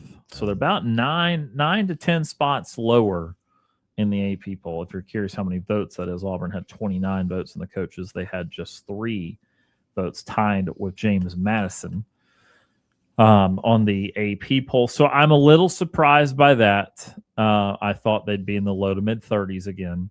I have seen a couple of people that are national media members that don't have votes vote them in the top 25. Actually, I think Josh Pate did. I know Brandon Marcello did. Put them at number 25. Who again we talked to obviously at SEC Media Days, and we kind of feel he had some confidence in Auburn. So again, admittedly, I'm a little surprised to see them this low. To each their own. But if Auburn is not as good as New Mexico this year, let me just say I'm going to not be in a great place mentally. New Mexico has 4 votes to be ranked. Others of interest that have more votes to be ranked. Louisiana, UNLV, right? The Raging Cajuns. So UNLV, Minnesota. So, yeah, I'm not loving some of those. Navy, That's 10 votes. Navy's going to be good this year. Good for the Naval Academy. Well, the one on here of receiving votes, Yeah. and again, I have harped on this, and I don't understand it. Florida is basically sitting at 27th with 51 votes. So Auburn got 3 votes. Florida got 51. Why? What is it about Florida that the media and so many people are loving? It's Summerall, man. They're buying Summerall. I guess so, but daggum. I mean, they were exactly 27th in the coaches poll. Yeah. Also. Yep. I don't get it. I don't understand what it is that, unless it's just they are just loving John Summerall, but the team itself, I feel like Auburn is built better right now than Florida. Roster wise, I definitely don't really get it. I know I threw in some adjectives in there, but let me say it this way. If Florida is actually markedly better than Auburn this year, I would be concerned. Sure. Because there really shouldn't be that. No. And it will give you a sign that Summerall would have been the better pick. I mean, serious. Like if they're as good as they're being marketed. I say this again, and you try to find the proper balance because sometimes you overdo the quarterback play, but Florida does not know who their quarterback is. And you can Aaron Philo me to death. They have not named him the starter. People can Keelan Russell me to death in Tuscaloosa. He's not been named the starter yet. Right. So some of these situations still have to play out. And I just told you, we're 19 days away. Everyone's going to have to figure it out pretty soon. So Florida doesn't have a confident quarterback situation. Yes, they returned some defensive players. Great. Auburn did too. Auburn had just as good defense as Florida last year. So, and then you're looking schedule-wise, Florida doesn't get a break schedule. They have every bit as tough as everyone else does. You have to come here, play a night. Right. Game. I was going to say, if you're deciding between Auburn and Florida, Auburn has the home game. So, again, I say that if there is real difference in the two teams, then Auburn has underachieved. Yeah. Or something is concerning about the way that Summerall started versus the way Golas started, because there should not be as much space as being implied. You hear people saying Florida's dark horse playoffs and that sort of thing. No, they're not. Right. To be quite honest, no, they are not. If Florida makes the playoffs, I'm just going to take a week, go into the corner of this radio station, and say I'm an idiot that doesn't know anything, because Florida's not making playoffs. Okay, Auburn's not either, but Florida's not making the playoffs. So they're in the same category as Auburn. You can slightly like one more than the other, but there's not enough space to be like, oh yeah, this team's a 6-win team, but this team's a 9 or 10. No, they're not. Yeah, and that's why any of these polls that I see, and this is really one of the first times I've ever looked at a poll and was like, you know what the hell are you and to be thinking? fair, that really drives me like crazy. Still 27th versus 41st is probably still only one win. So Sure. So it's not necessarily this poll for me. It's just the conglomeration of everything we've heard, where the general sentiment is Florida's on a different level than Auburn. And I don't buy that. I'm sorry. I hope to be right, because I don't want Florida to go off to an 8 or 9 win start and Auburn's piddling around at 6 wins. It's not going to be good for the morale when you're considering the linkage between the coaching situations. So, well, and there's that, but you can't sit there in one breath and say that Auburn has a dark horse Heisman candidate coming in at quarterback and Florida doesn't, but yet Florida is going to be that much better because you're bringing in a guy that people are saying a quote unquote dark horse Heisman type guy. You're bringing in all those wide receivers from USF that he's familiar with. You've got one of the top running backs in the country coming back. Okay, there's questions on the O-line.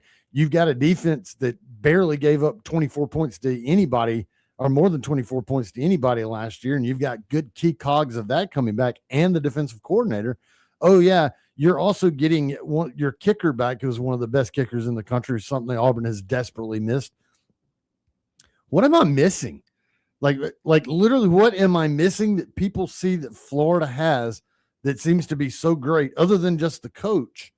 What am I missing? I can't figure it out why everybody seems to be so in love with Florida and not Auburn. And I think they are is on equal footing right now as you could possibly be when it just comes to the head coach. but you would seem like you would want to favor Auburn with what they brought in as opposed to Florida. But I mean, who am I? I'm just a guy that sits there on the radio and talks. I mean, goodness gracious. It's baffling. I love it that y'all are both fired up for this, just because then I'm like, week 3, guys. It's going to be fun. It's going to be fun. Auburn needs that one. Oh, yeah. They need that one on their just to prove what we're talking about. There's that. Because we could be sitting here week 3 and go, whoops. I'm with y'all on that. I don't fully understand it. They kind of always get thrown in there. It seems like, honestly, every other year you'll see them as dark horse, but especially this year, obviously with new head coach, John Summerall. And then I think one of the factors maybe that plays into the people wanting to put stock in them, and maybe is like the addition of Buster Faulkner at offensive coordinator. He gets Aaron Philo to come with him from Georgia Tech. Then you add Eric Singleton, who knows that system. Right. So maybe they think there's some maybe continuity that's going to be there. That's, obviously there's going to be some, but I don't know. Maybe think that's just going to really click for them. But also at the end of the day, the quarterback class isn't. They're still figuring out the quarterback, but it's not as like high as some of the other quarterback competitions going around the league. So it's going to be interesting. I think they'll be a decent team, but Auburn, Florida, they're both in a stage of getting back to where they were. They're not there yet. Yeah, neither one will be a finished product at all this year, and that's why I still view them the same too. Yeah, someone might have a game better record, but I think that they're being treated a little bit differently, like they're in different tiers, and I don't see them being in different tiers. I think they're in the same tier. But again, we'll find out. A lot of our picks, that's the great news. We pick them, we predict, and then we learn over the course of a 13 or 14-week season. But we're out of time for hour number 2. Speaking of that 13-week season, coming up in the 5 o'clock hour, we're going to talk LSU as we get to number 5 in our preseason SEC media poll and tell you all about the Fighting Tigers from Baton Rouge. This is the Monday edition of Sports Call on Tiger 95.9.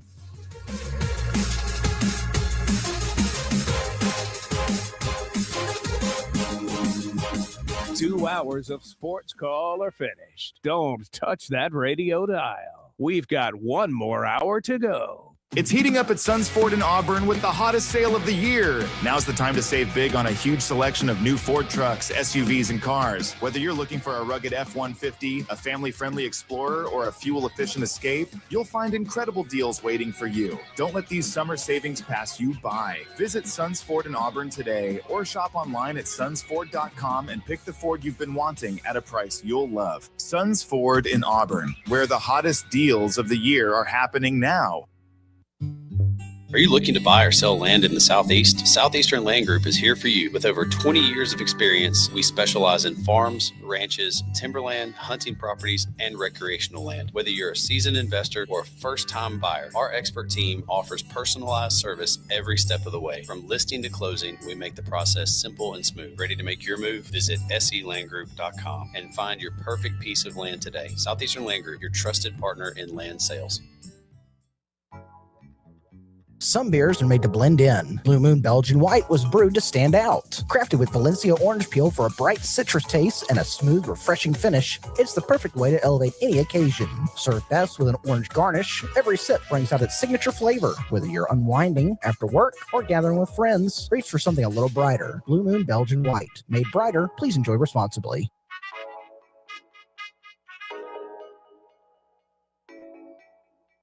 The summer heat is here, and the best way to make sure you stay cool all season long is to give May Refrigeration a call. When your AC goes out or needs maintenance, May Refrigeration's technicians are trained and equipped to handle anything that comes their way. And don't forget, it's never a bad time to get your heating system checked, especially when you aren't using it. Give May Refrigeration a call today at 745-COLD. That's 745-COLD. So for quality customer service that you can count on every time, May Refrigeration, proudly serving the Auburn and Opelika area. At Mid-South Bank, our banking philosophy is family comes first. You see, we're more than a safe place to put your money or get a loan. We're a place for you to put your trust. No matter what your financial needs, you'll come first every step of the way. Come in today at 519 East Glen Avenue or visit bankmidsouth.com to find out what the friendliest, most helpful bank in town can do for you. Equal housing lender, member FDIC.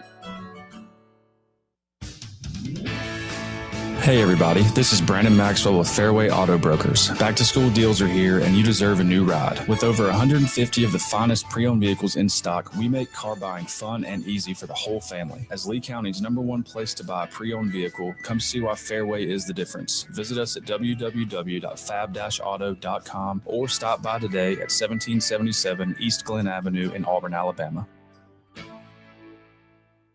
We all know Jimmy's Car Stereo in Auburn has you covered when it comes to car stereos, accessories, and expert installation. But did you know Jimmy's is also your go-to spot for ATV and UTV gear? They've got 32-inch sassies, 3,500, 4,500, and 6,000-pound winches, belts, lighting, whips, laser lights, side mirrors, bumpers, phone holders, and rear mirrors. So whether you're upgrading your ride, decking out your ATV or UTV, or adding audio to your boat, Jimmy's has the gear and the know-how to make it happen. Jimmy's Car Stereo in Auburn. If it rolls, rides, or floats, Jimmy's makes it sound better.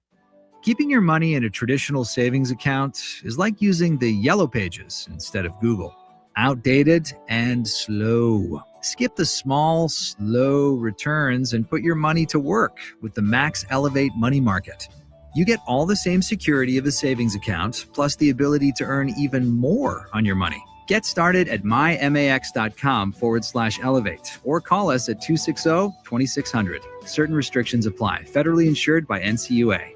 Looking to put the cherry on top of the perfect meal? Honey Baked Ham in Opelika has you covered with desserts that are almost too good to share. From our rich cinnamon and blueberry coffee cakes to southern pecan, apple caramel walnut, and more, our pies are pure comfort in every bite. And if cakes are your thing, we've got coconut, triple chocolate, and of course, a classic red velvet that'll make you wish every day was dessert day. There's no better way to finish your meal than with a sweet treat from Honey Baked Ham. Come get yours today. Located at 1451 Gateway Drive in Opelika.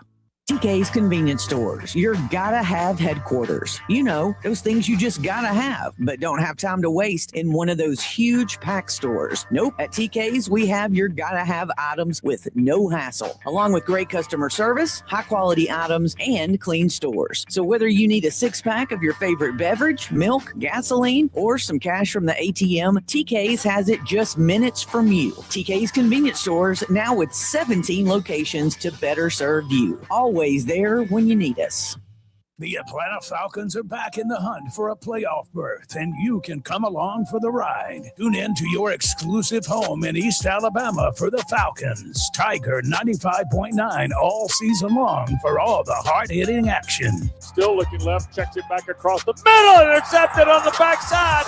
Jesse Bates, 20, 15, 10, 5, house call. Touchdown Atlanta. Jesse Bates has a pick six. This new-look team has their eyes set on the playoffs, and you don't want to miss a single second of the action. And here goes Bijan Robinson, 30, 35, 40, midfield. It's a foot race. Robinson, 30, 15, 10, 5, house call. Are you serious? Oh, my goodness. He just went 93. For a complete schedule of broadcasts, make sure to visit our website, thetiger.fm. Snap spot. It is good. Fly home safely. Atlanta wins. It's another action-packed season of Atlanta Falcons football on Tiger 95.9. Brought to you locally by Ken Dry of East Alabama, Coca-Cola, Fairway Auto Brokers, the Honey Baked Ham Company, Jimmy's Car Stereo, and Miller Lite. You are listening to Sports Call on Tiger 95.9 FM, WTGZ, Tuskegee, Auburn.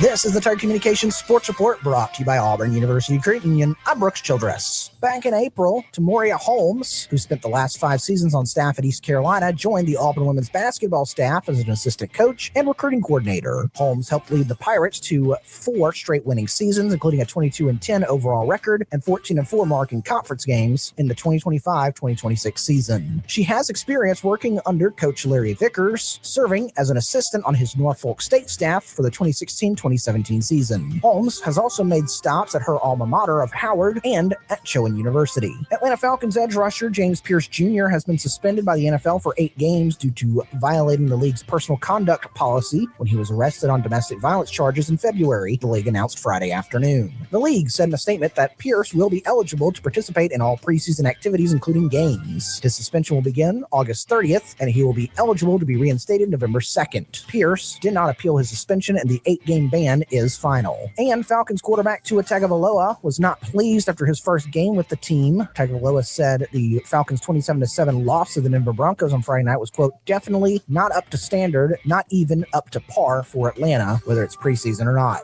Tagovailoa went on to say in post-game he was, quote, frustrated and disappointed at the way things happened tonight as we went out there. Tagovailoa didn't play that much, just 2 series. He was 3 of 5 passing for 22 yards, with all 4 of his targets going to tight end Kyle Pitts Sr. The Falcons are currently preparing for their second preseason game on Saturday against the Indianapolis Colts, and you can hear all the action on Tiger 95.9, your home for the Atlanta Falcons Radio Network. I'm Brooks Childers. This is your Tiger Communications Sports Report brought to you by Auburn University Credit Union.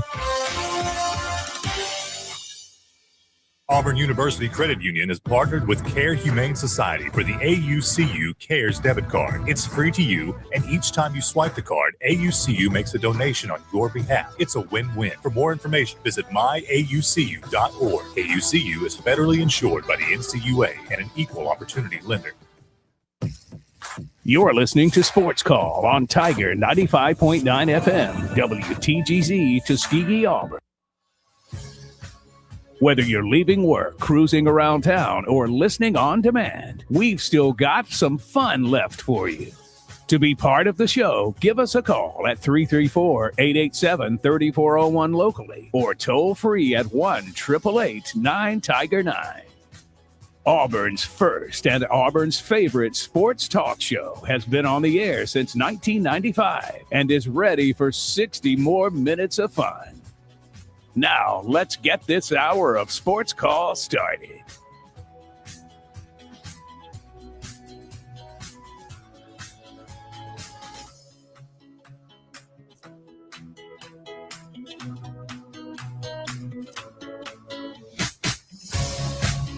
Third and final hour of Sports Call here on this Monday.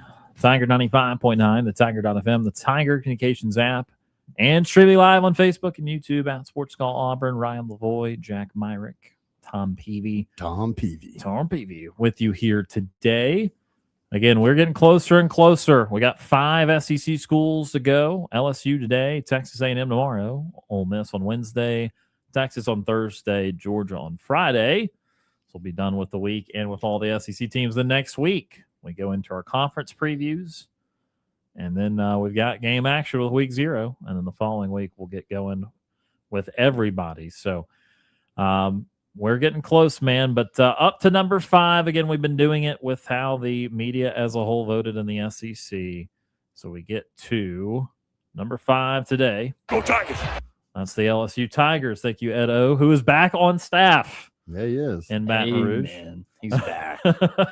Saw a video of him yelling at players the other day, so all seemed right in Baton Rouge. But, of course, he was not the most notable arrival in the coaching world. It was the head boss in Baton Rouge, Lane Kiffin. Tigers enter the year after a 7-6 voyage and a failed Brian Kelly tenure.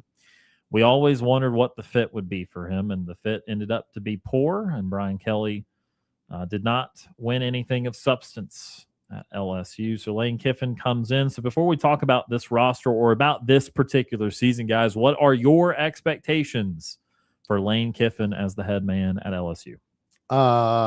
Circus. Okay. Yeah, it's going to be a circus. And I think it's going to be a better circus for LSU. I think they're going to be improved. I don't think they're ready to be championship contender good, but I think they're going to make progress. Really, Lane Kiffin over the last several years has really won everywhere he's been. I mean, he's found a way to do the thing, and he has matured. He is a different Lane Kiffin. So, he is. He's now in different colors. So yeah, it's absolutely going to be a circus. Especially that September 19th game at Ole Miss is going to be the circus of all circuses. You can even throw in November the 21st when he goes at Tennessee and he goes back to Knoxville with LSU. It's going to be interesting. But I think they're going to be improved. I think LSU, now quarterback's going to be interesting with Sam Leavitt coming in there. I think that's an improvement, I think, over what they had. Because they had some issues on offense last year. But I think they're gonna have to ride the defense a little bit. I think their offense is going to be fine. Lane Kiffin obviously knows how to get the offense going, but they've got a couple of really good linebackers. Weeks is one of the best linebackers in the SEC. Daughtery is a good linebacker, so they've got some good pieces on defense. I don't know that they have enough yet on offense. They've got some good stuff there, but I don't know that they're ready to take that next huge step. They're going to improve, but I don't know that they're like championship improvement. When I meant expectation, I didn't mean expectation for this year. I meant expectations for Lane Kiffin as a whole at LSU, not just one season. I got you. Yeah. But that was a good breakdown of what we're about to go through for this season. Jump the gun completely there. False start on Tom. No, I mean, expectation for him. I think he's going to have them competing for championships. He did what he did at Ole Miss, and to be able to do that at Ole Miss is pretty darn incredible.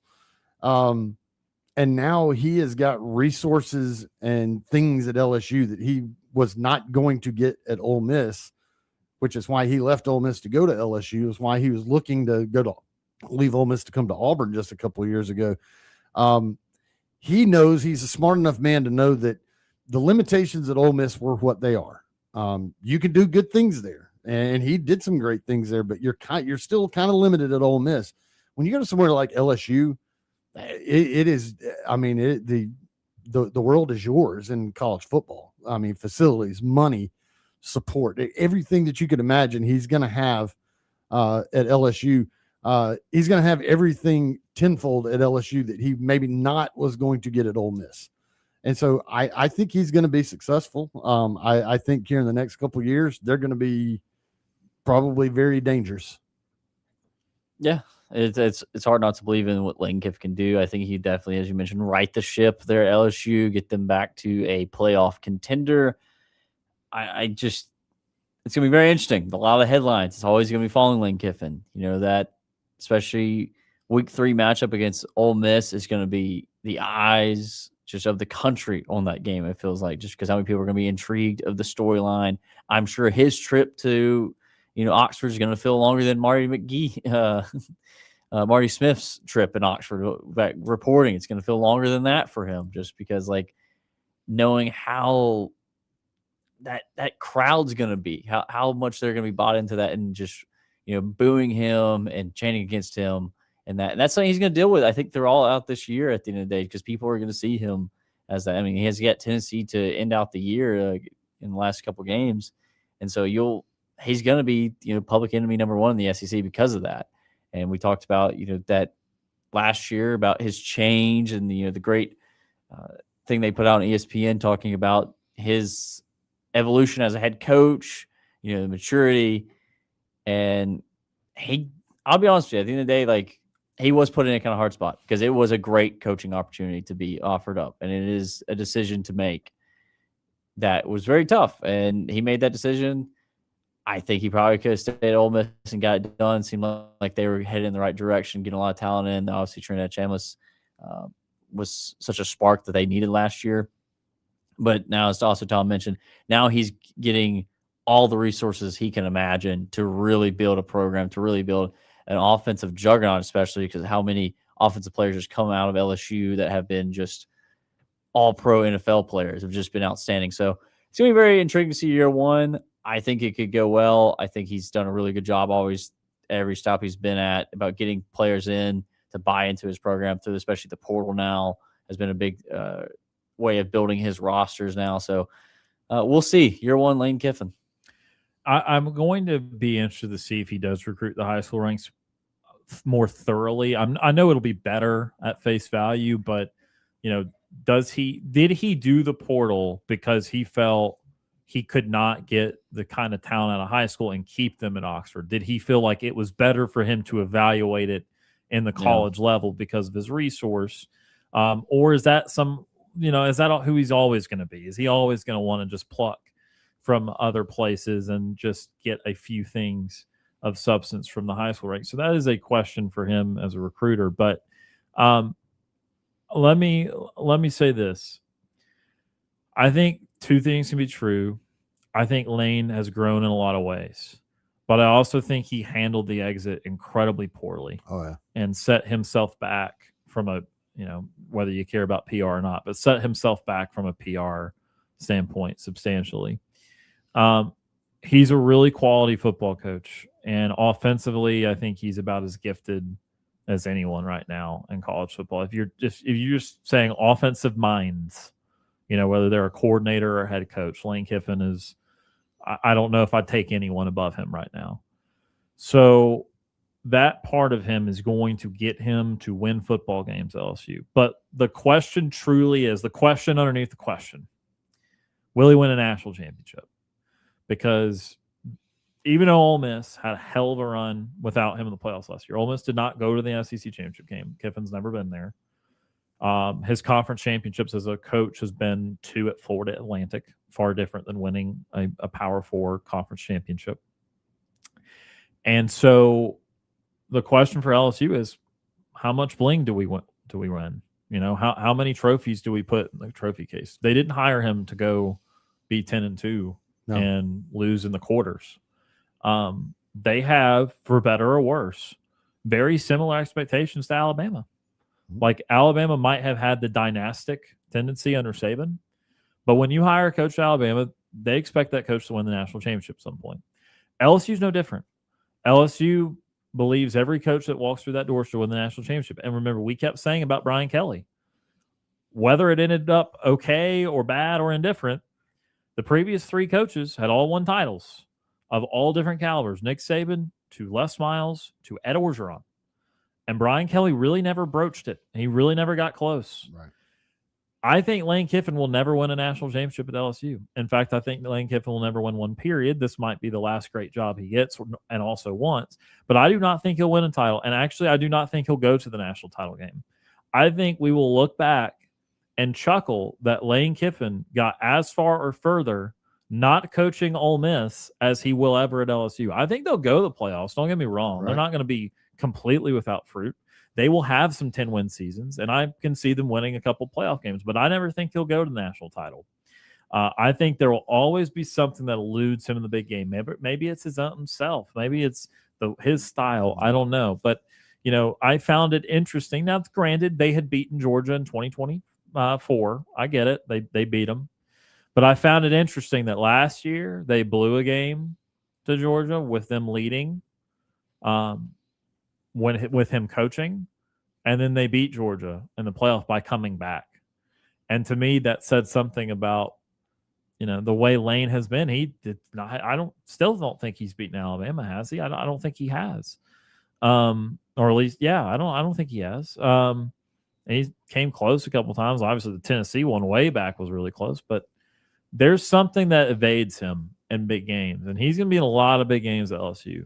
So he's not going to go winless. He's not going to never do it. But I think if you want a really good comparison, I think he's about to be very James Franklin Penn State-like.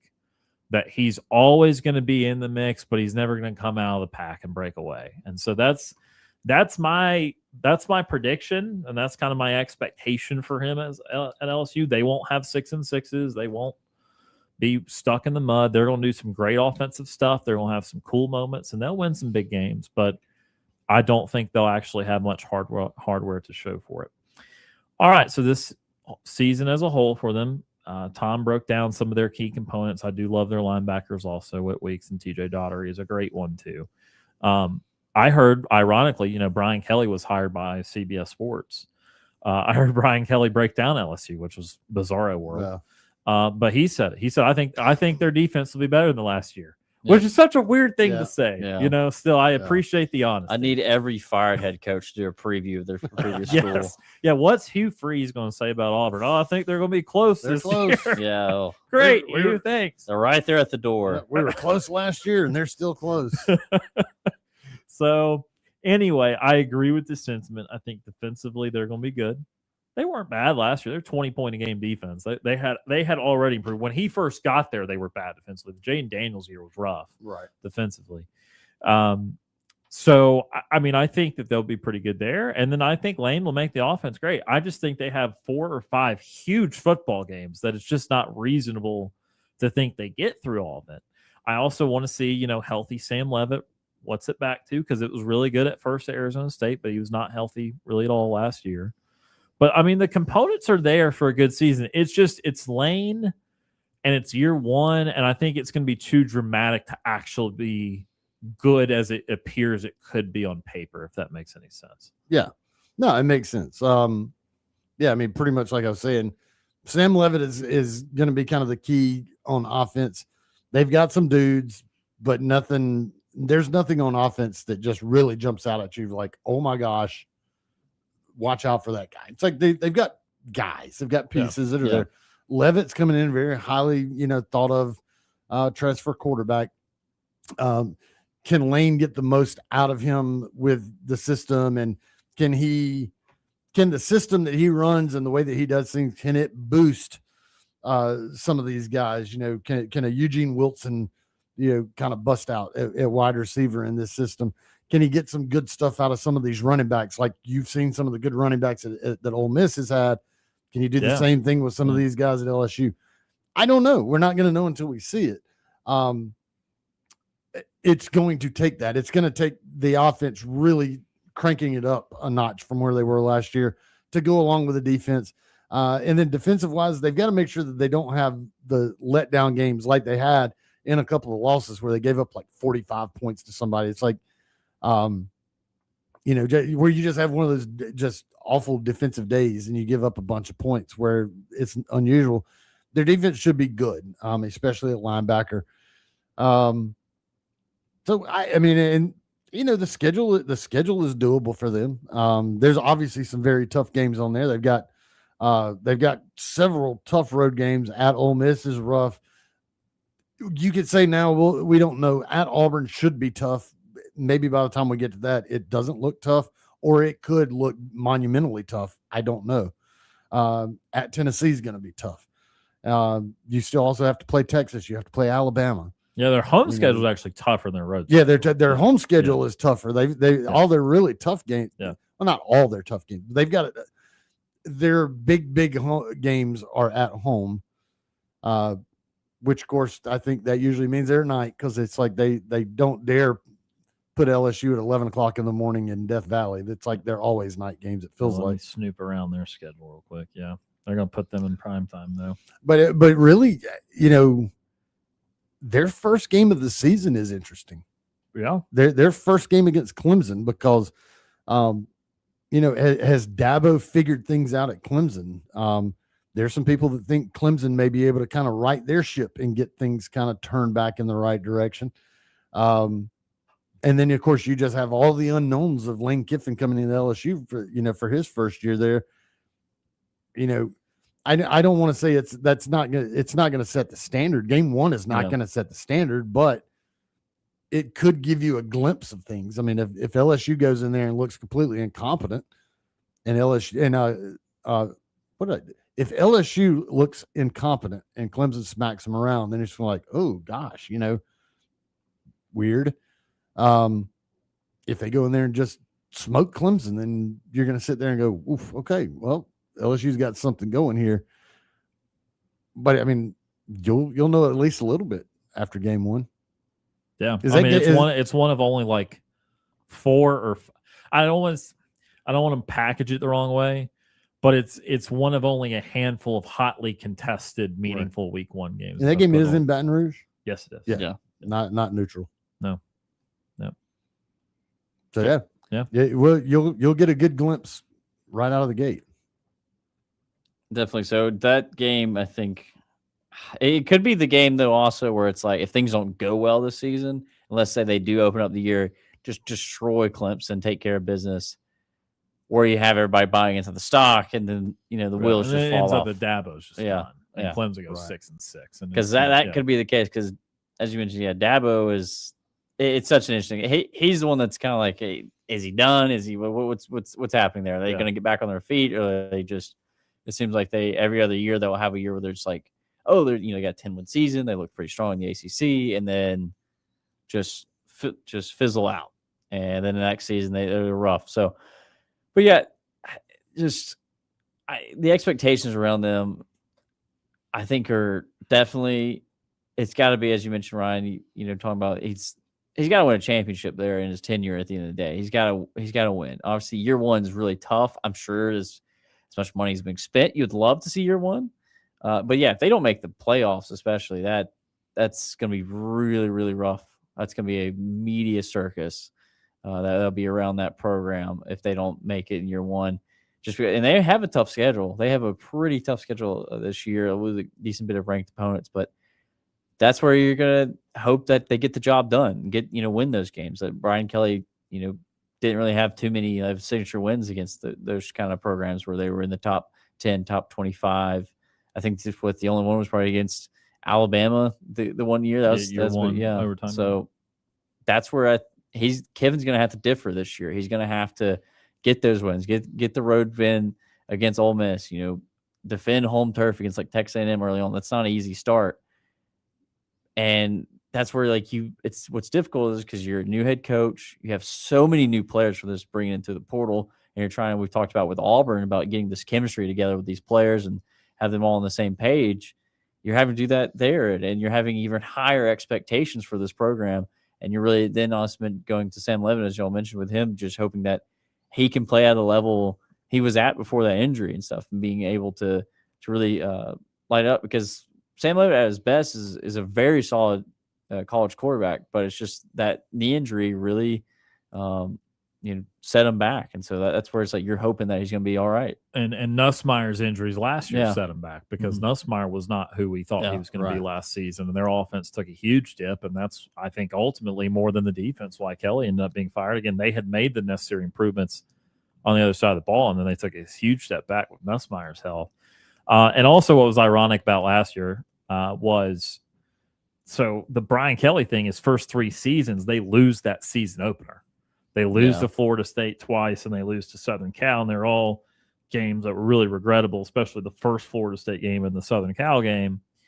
And then they finally win their opener last year against Clemson, and this was a preseason top 10 matchup. I mean, I remember talking about last year, like, guys, this is must-see TV. This is a big deal.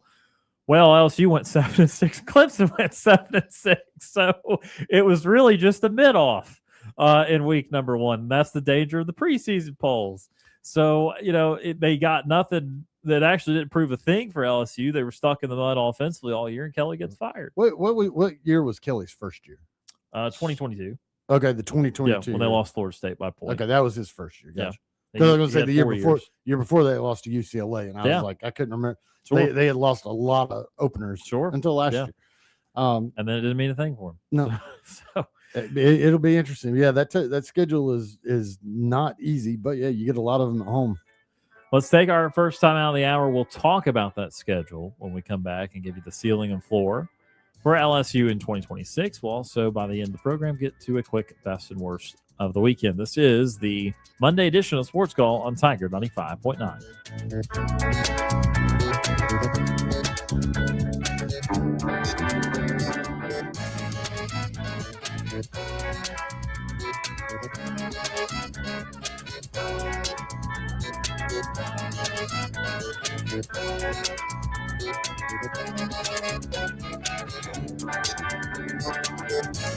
Don't want to call into the show? Send us your thoughts via email. You've got mail. SportsCall at thetiger.fm.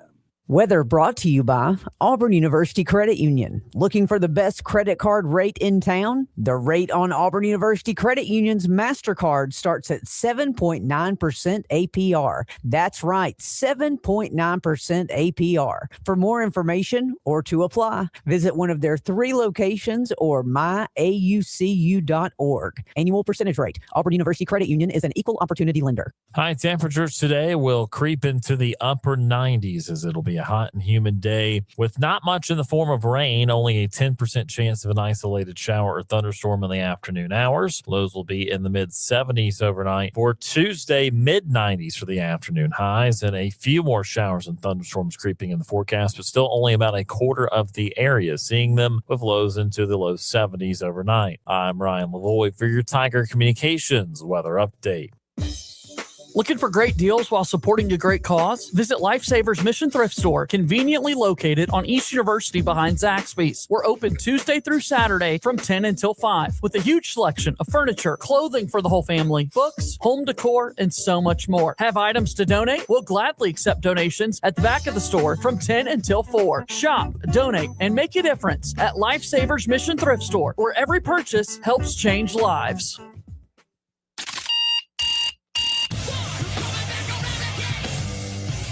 Weekdays from 6 a.m. until 10 a.m.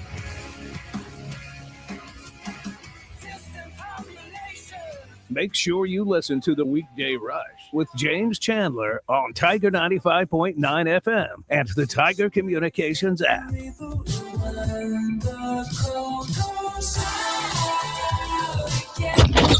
morning, my neighbors! Someone had a birthday. Yep, 50. Can't believe it. 50 years of wisdom. Great segue. We have a health reminder from the CDC. Pneumococcal vaccination is recommended for adults 50 or older. Says here, we're over 6 times more likely to be hospitalized with pneumococcal pneumonia than adults under 50. I don't love those odds. Same.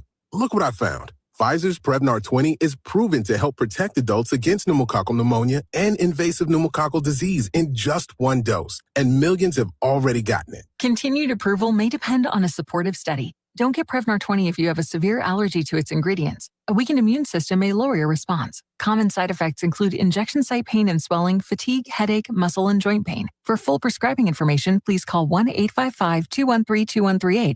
Visit Prevnar20.com or talk to your doctor or pharmacist. I'm on Prevnar20.com now, scheduling my appointment. Good idea.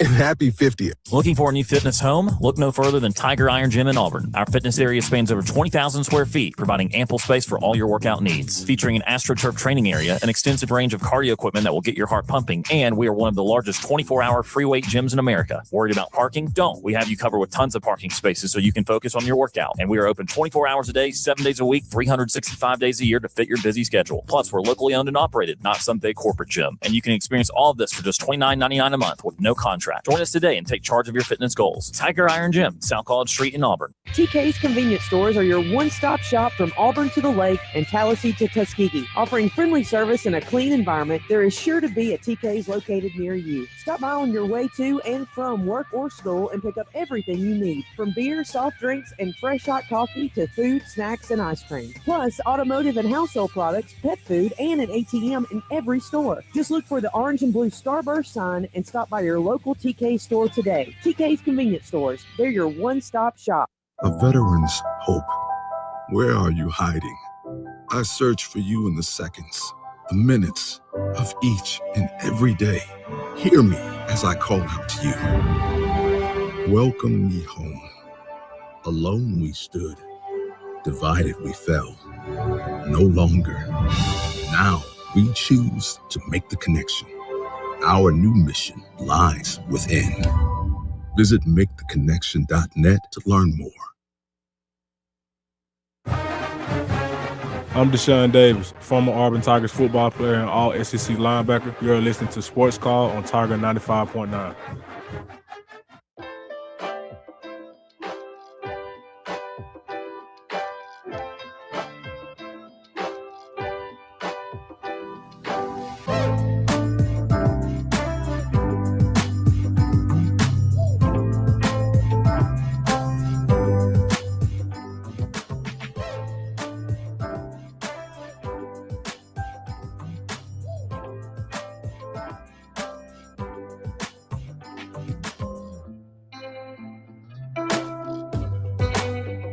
Welcome back. This is the Monday edition of Sports Call, Tiger 95.9, the Tiger.fm, and the Tiger Communications app. Brian Lavoie, Tom Peavy, and Jack Myrick with you here today, previewing LSU football as we continue all SEC previews here. Got 4 more to go after LSU. Do each of the next 4 days.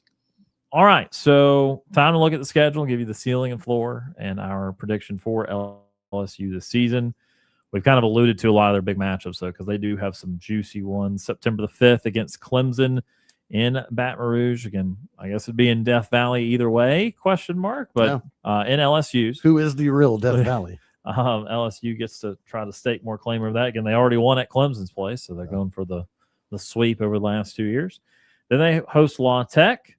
Week 3, they go to Oxford, Mississippi. You know what that game means. Week 4, they host Texas A&M. Week 5, McNeese. Week 6, at Kentucky. Week 7, host to Mississippi State. Week 8, they come to Auburn. Then the bye week on Halloween. Lane Kiffin decides what role he'll play in the circus on that week. And then they go they host Alabama and host Texas back-to-back. Huge games. And then at Tennessee. So that bye week, they got to do some soul searching. They got multiple losses already. Yep. Then they finally rest in a way as they take on Arkansas at the end of the year. By the way, even though that game should not be very competitive this year, I am glad that the battle for the boot is the final week of the year between LSU and Arkansas. But there's some big ones, guys. Start with your floor, if you would. Floor, I could see another 7-6 as the floor. No change from last year. Win some, lose some, just kind of. But is that a 6-6 or is that a 7-5? Oh, so yeah. You're including a bowl game in that. Which 7-5. Yeah, I'm including the bowl game in there. Out of the 12 games, 7-5. Okay. Okay. Yeah. I'll give them a 7-5 as the floor. Okay. I think that, again, not feasible for them, I don't think, this year, but just worst case scenario, I think they still win 7. Jack? I would kind of go 6-6. I could maybe just drop one of those games. I think because you have already 5 ranked opponents on the schedule for this season. And then let's say if things don't go well in the season opener against Clemson, you drop that. If you don't win those games against, you mentioned Ole Miss, Texas A&M, Texas, Tennessee, Alabama, it could just be a rough year because, like, at the end of the day, we've said it multiple times, it's college football, anything can happen. So it's like those could turn into one-score games that just do not go their way, and they could finish the year 6-6. Do I think they do that? No, but worst-case scenario, 6-6. I agree, Jack. I think their worst-case scenario is 6-6 because Lane Kiffin has also proven that he can lose a randomly bad game. The year that Ole Miss was up in arms about missing the playoffs, they lost to a 4-8 Kentucky team that year. So on top of losing some really big games and having opposing fan bases get to laugh Lane Kiffin out of town, they could still drop at Auburn. They could still absolutely lose the Tennessee game. I think Alabama, Texas, and A&M and Ole Miss are certainly games they would lose in their worst year, and that Clemson game is not exempt either. So you're talking Clemson, Auburn, Tennessee to lose 2 out of those 3 in their worst year. Yeah, and boy, oh boy, if they start anywhere around 6-6. Conversations will be had again. I'm not suggesting he'll get fired or anything of that sort, but people will start to panic in a meaningful way.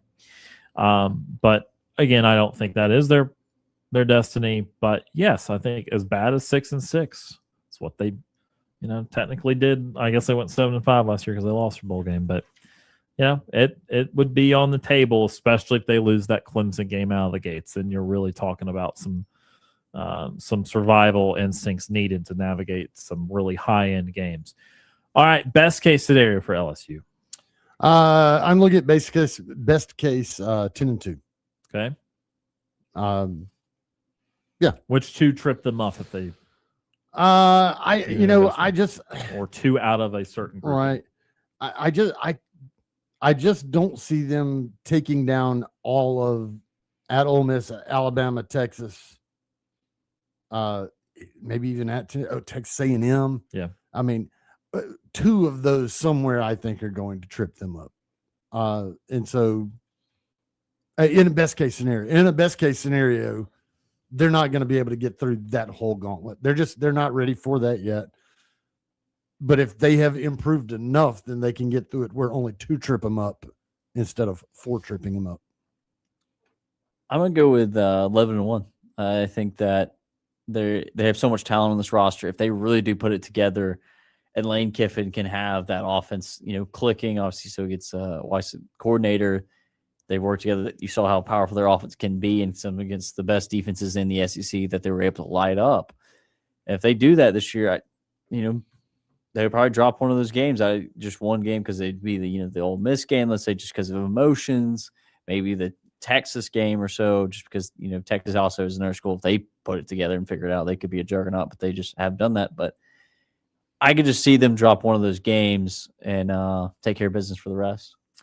So again, as I've said, I continue to be open with what I voted in a part of the SEC media poll back in Tampa, and I know I said the whole voting after that Monday show when we were at Suns Ford, but to remind you, 3 through 7 I valued as very much tight coin flips. How the schedule is going to turn out, very close. But I did vote LSU 7th out of that grouping. So I'll stick to a ceiling of 10-2.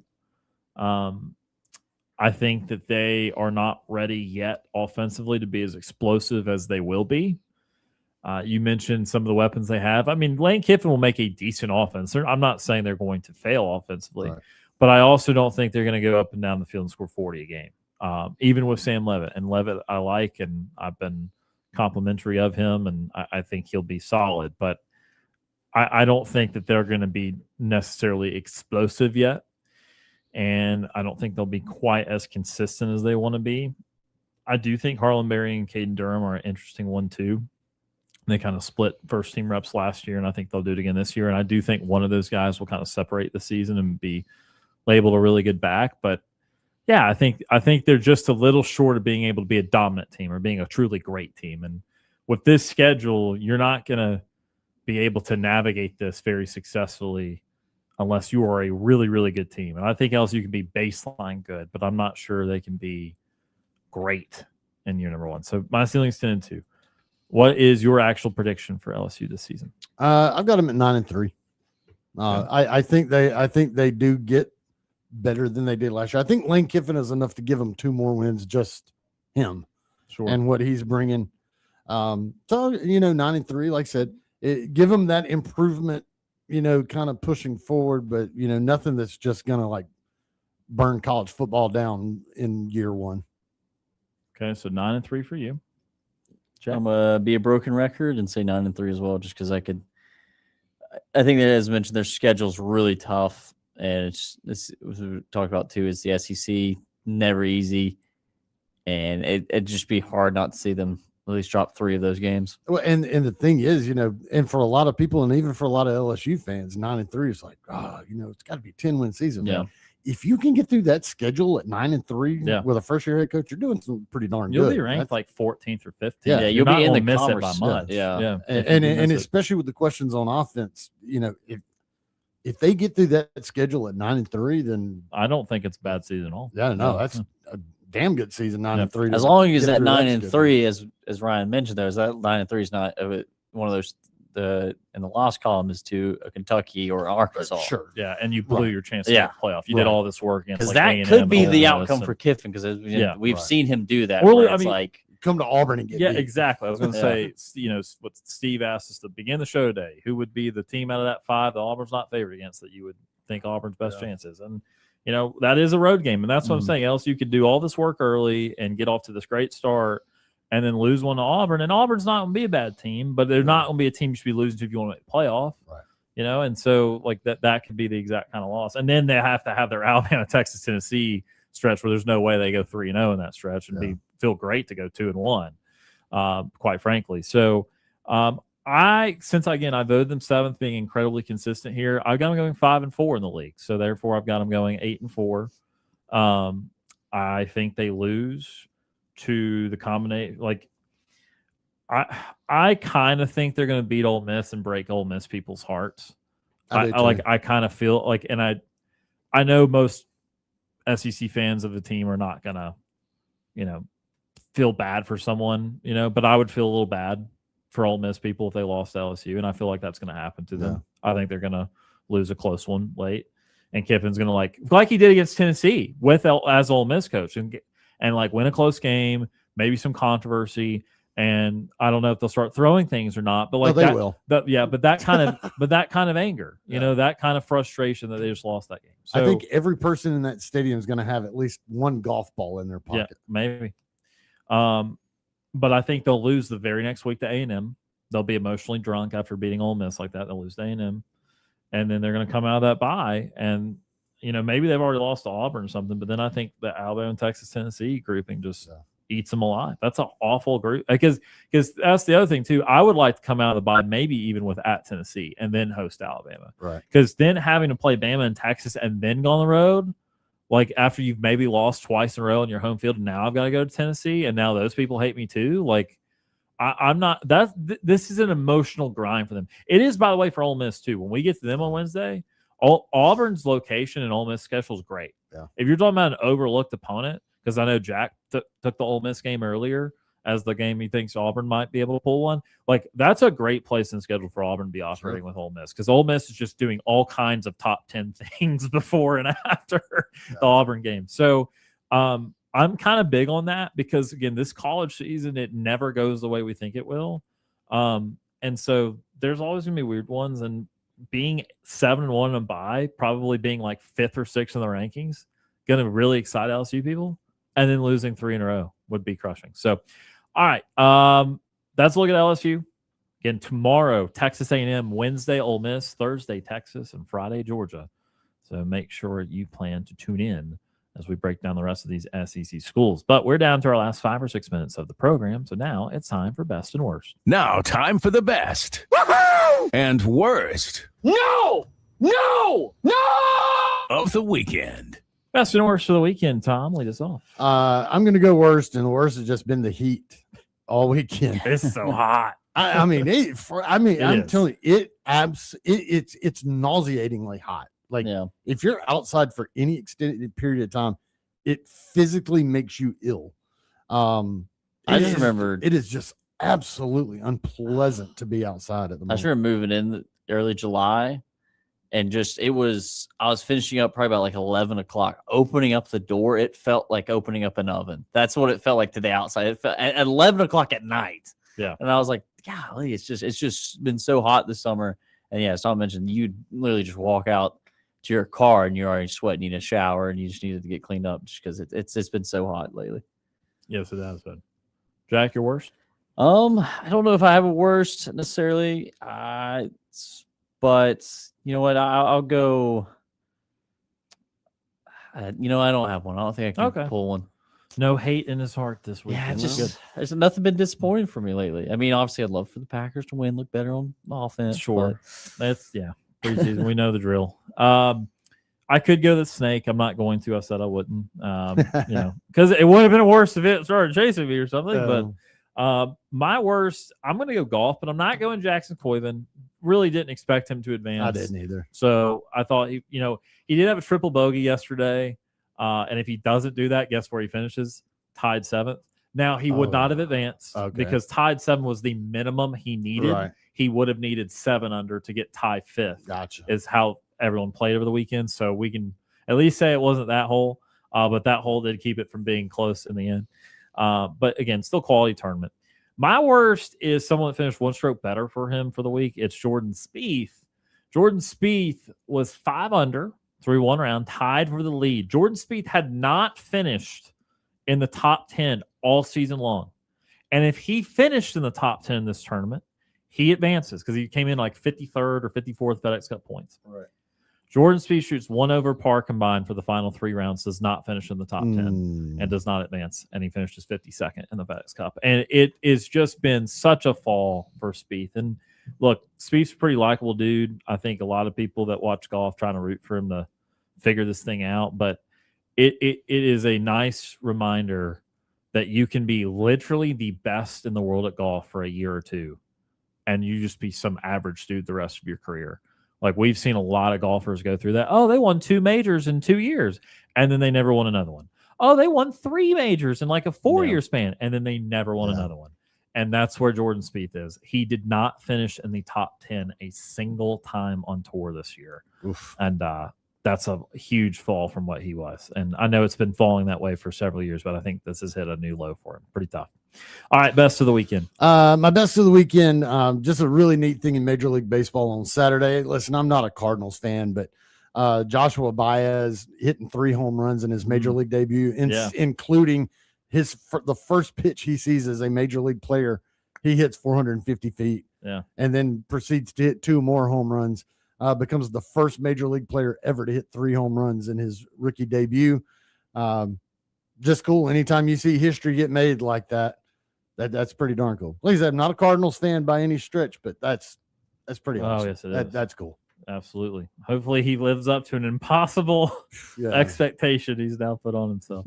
Jack? For me, I got to go with preseason football. Just excited. It's here. Football is just, we're back. We're in the – hopefully we won't be in the spot because I do love – the thing I love about football the most is that you have times where it's like right now you're begging for it, you want it, but then come October you're begging for it to be over for some people because that's just it's just the way of the nature of the beast there. Where it's like, please, I can't tune in every Saturday or Sunday and watch this. But yeah, I'm excited for it. It should be a fun season, especially. It's just like I think this is probably the most excited for Auburn I've been, just because so curious and want to know what's going to happen. But just. It should be a good season. You're right for NFL and college this year. I think there's a lot of fun storylines across the league and in college. I agree with you. And I'm excited too. We need to talk about that at some point between now and the Baylor game is when's the last time you were this excited about Auburn football? Because I do think it's for across the board, at least more exciting in the last few seasons. So it's been doom and gloom the last few. Absolutely. Trying to talk yourself into reasons why it will be good. Right. Because we're close. Yeah. My best of the weekend, I don't think I said this on the air. Maybe I did. I think I did with Jack early in the show. Kyle Larson did a double we did not know we needed / we're going to have. So, of course, he tried the double. The real double is the Indianapolis 500 and the Coca-Cola 600 back in, I think it's May or June, whenever. And, he's tried that a couple times. But so if you are into dirt racing, okay, there is, again, a whole nother world sometimes of dirt racing. And it's really, if you ask people, the true form of racing in a lot of ways. It's the grassroots. It's the, I mean, I don't know. Like it's where a lot of people that truly love just racing in general love to watch, love to compete. So Knoxville Nationals is the biggest sprint car race of the calendar, if I'm getting it correct. I think it's the biggest of the calendar, but if it's not, it's right up there. Okay, I don't want to speak for those that watch sprint car because I don't typically watch sprint car, but it's a huge deal. Okay, so much so Kyle Larson qualified a car, knew he probably couldn't get the race, but qualified their car anyway. Well, by the way, this is Knoxville, Iowa, not Knoxville, Tennessee, like someone, maybe me, thought coming in the weekend. Anyway, ton of rain in Knoxville, Iowa on Saturday night. Of course, NASCAR guys are racing at Richmond Raceway. Kyle Larson openly lamenting he can't be a part of the Knoxville Nationals. So Hendrick Motorsports devises a plan for him to get out to Iowa if time allows, if it keeps raining in Knoxville. And even so, Cliff Daniels brings it up without Kyle Larson saying anything, brings it up on the team radio with, I think, about 100 laps to go or so, and says, by the way, Kyle, it's been raining in Knoxville. We're working on a plan to get you there. And, or it's been raining over there all week or all night, whatever. And Kyle's like, Knoxville? And he's like, yeah, we're working on a plan to get you there. And he's like, cool. I'm like, hope basically, well, Kyle Larson finishes 6th at Richmond Raceway. Not bad. And then hops in the plane or the helicopter, whatever. I think it was plane, and gets him all the way over to Knoxville, Iowa in time to run the sprint race. And he wins the Knoxville Nationals, the 4th time he has won that. And so he did the double that we never knew we needed on the same night, Richmond Raceway and Knoxville, Iowa. So I thought that was really cool. it's cool when you get to do the thing I think Jack and I were joking he loves the most. Like he loves that a little bit more than the Cup Series these days, but cool of HMS to help that be possible for him. Cool that timing worked out. So Kyle Larson there. Best of the weekend. That's going to do it for us here on this Monday edition of the program. Jack Myrick, thank you for being here today, sir. We'll see you again later this week. See you then. And Tom Peavy, thank you for being here, sir. We'll see you again tomorrow. Absolutely enjoyed it. That does it for us here on this Monday edition of the program. As always, we appreciate all those that have tuned in and called in, whether that be watching the program on Facebook and YouTube, or, of course, on Tiger 95.9, the Tiger.fm, and the Tiger Communications app. For Jack Myrick and Tom Peavy, my name is Ryan Lavoie. Enjoy the rest of your Monday, and we'll talk to you again tomorrow.